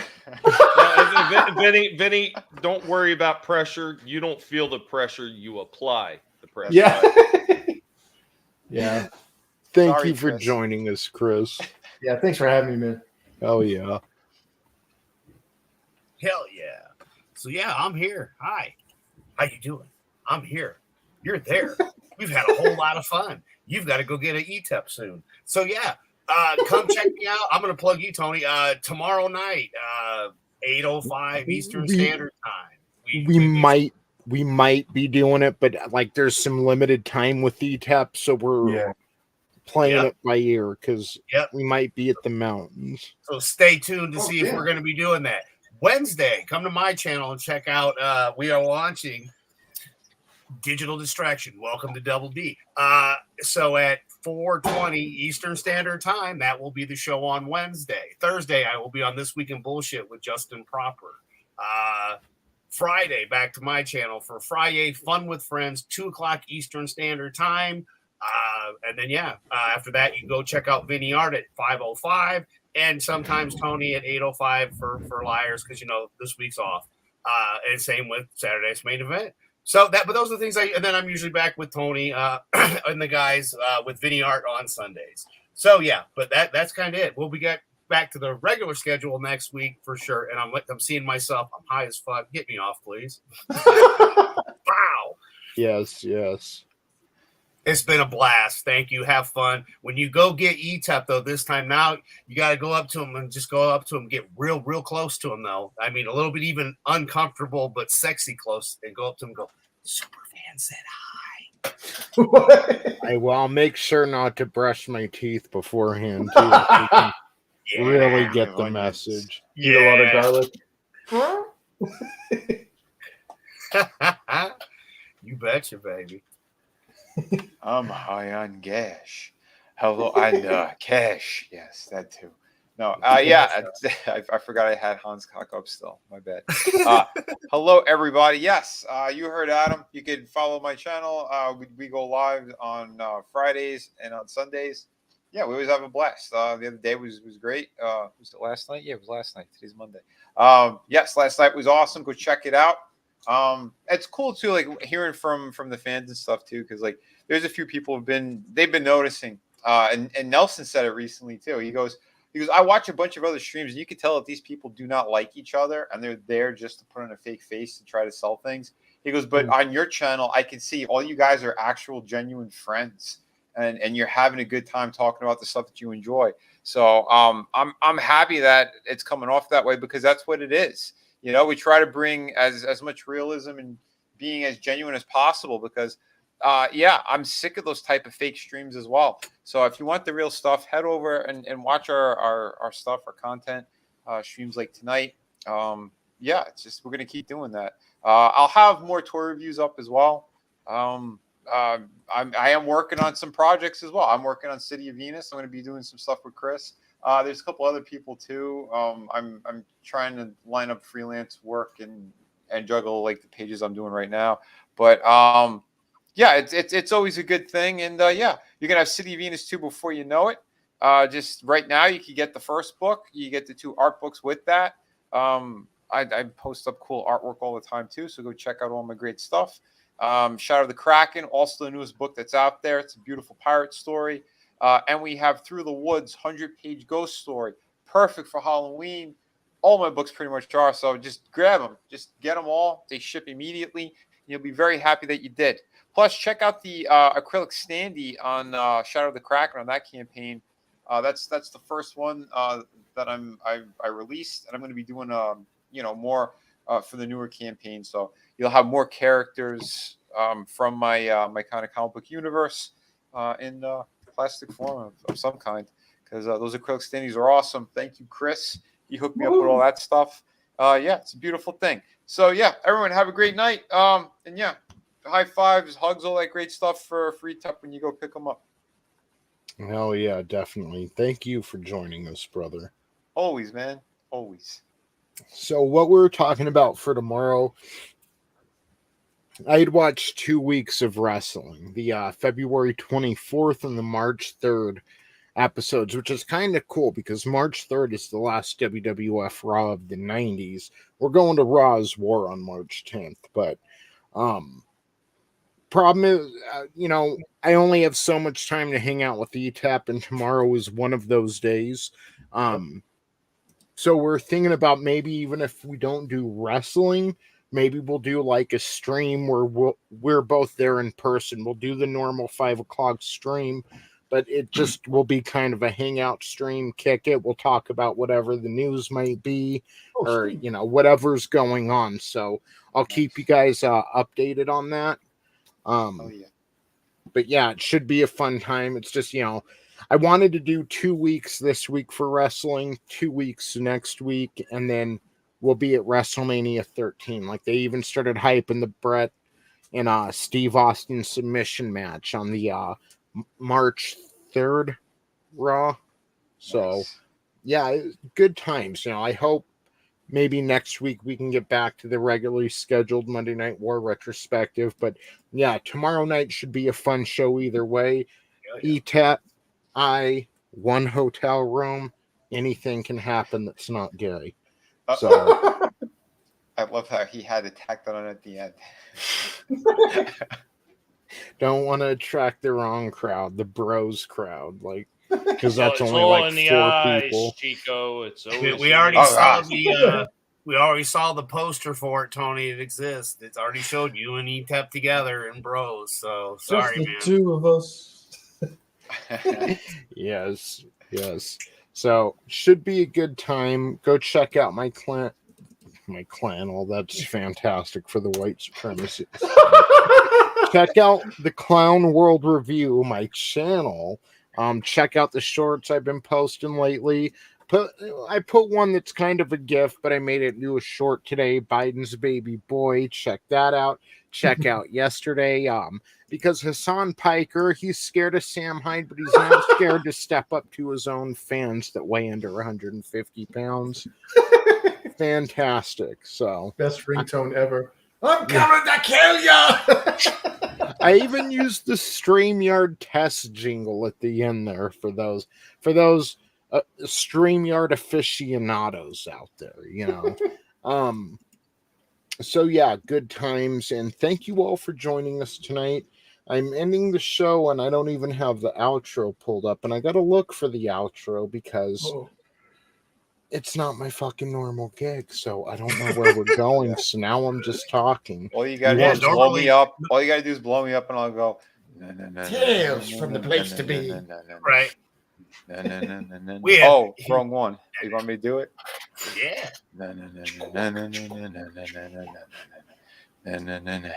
Where the fuck is that? Stop it. Get some help. Oh shit. Yeah. Get the fuck out of my house.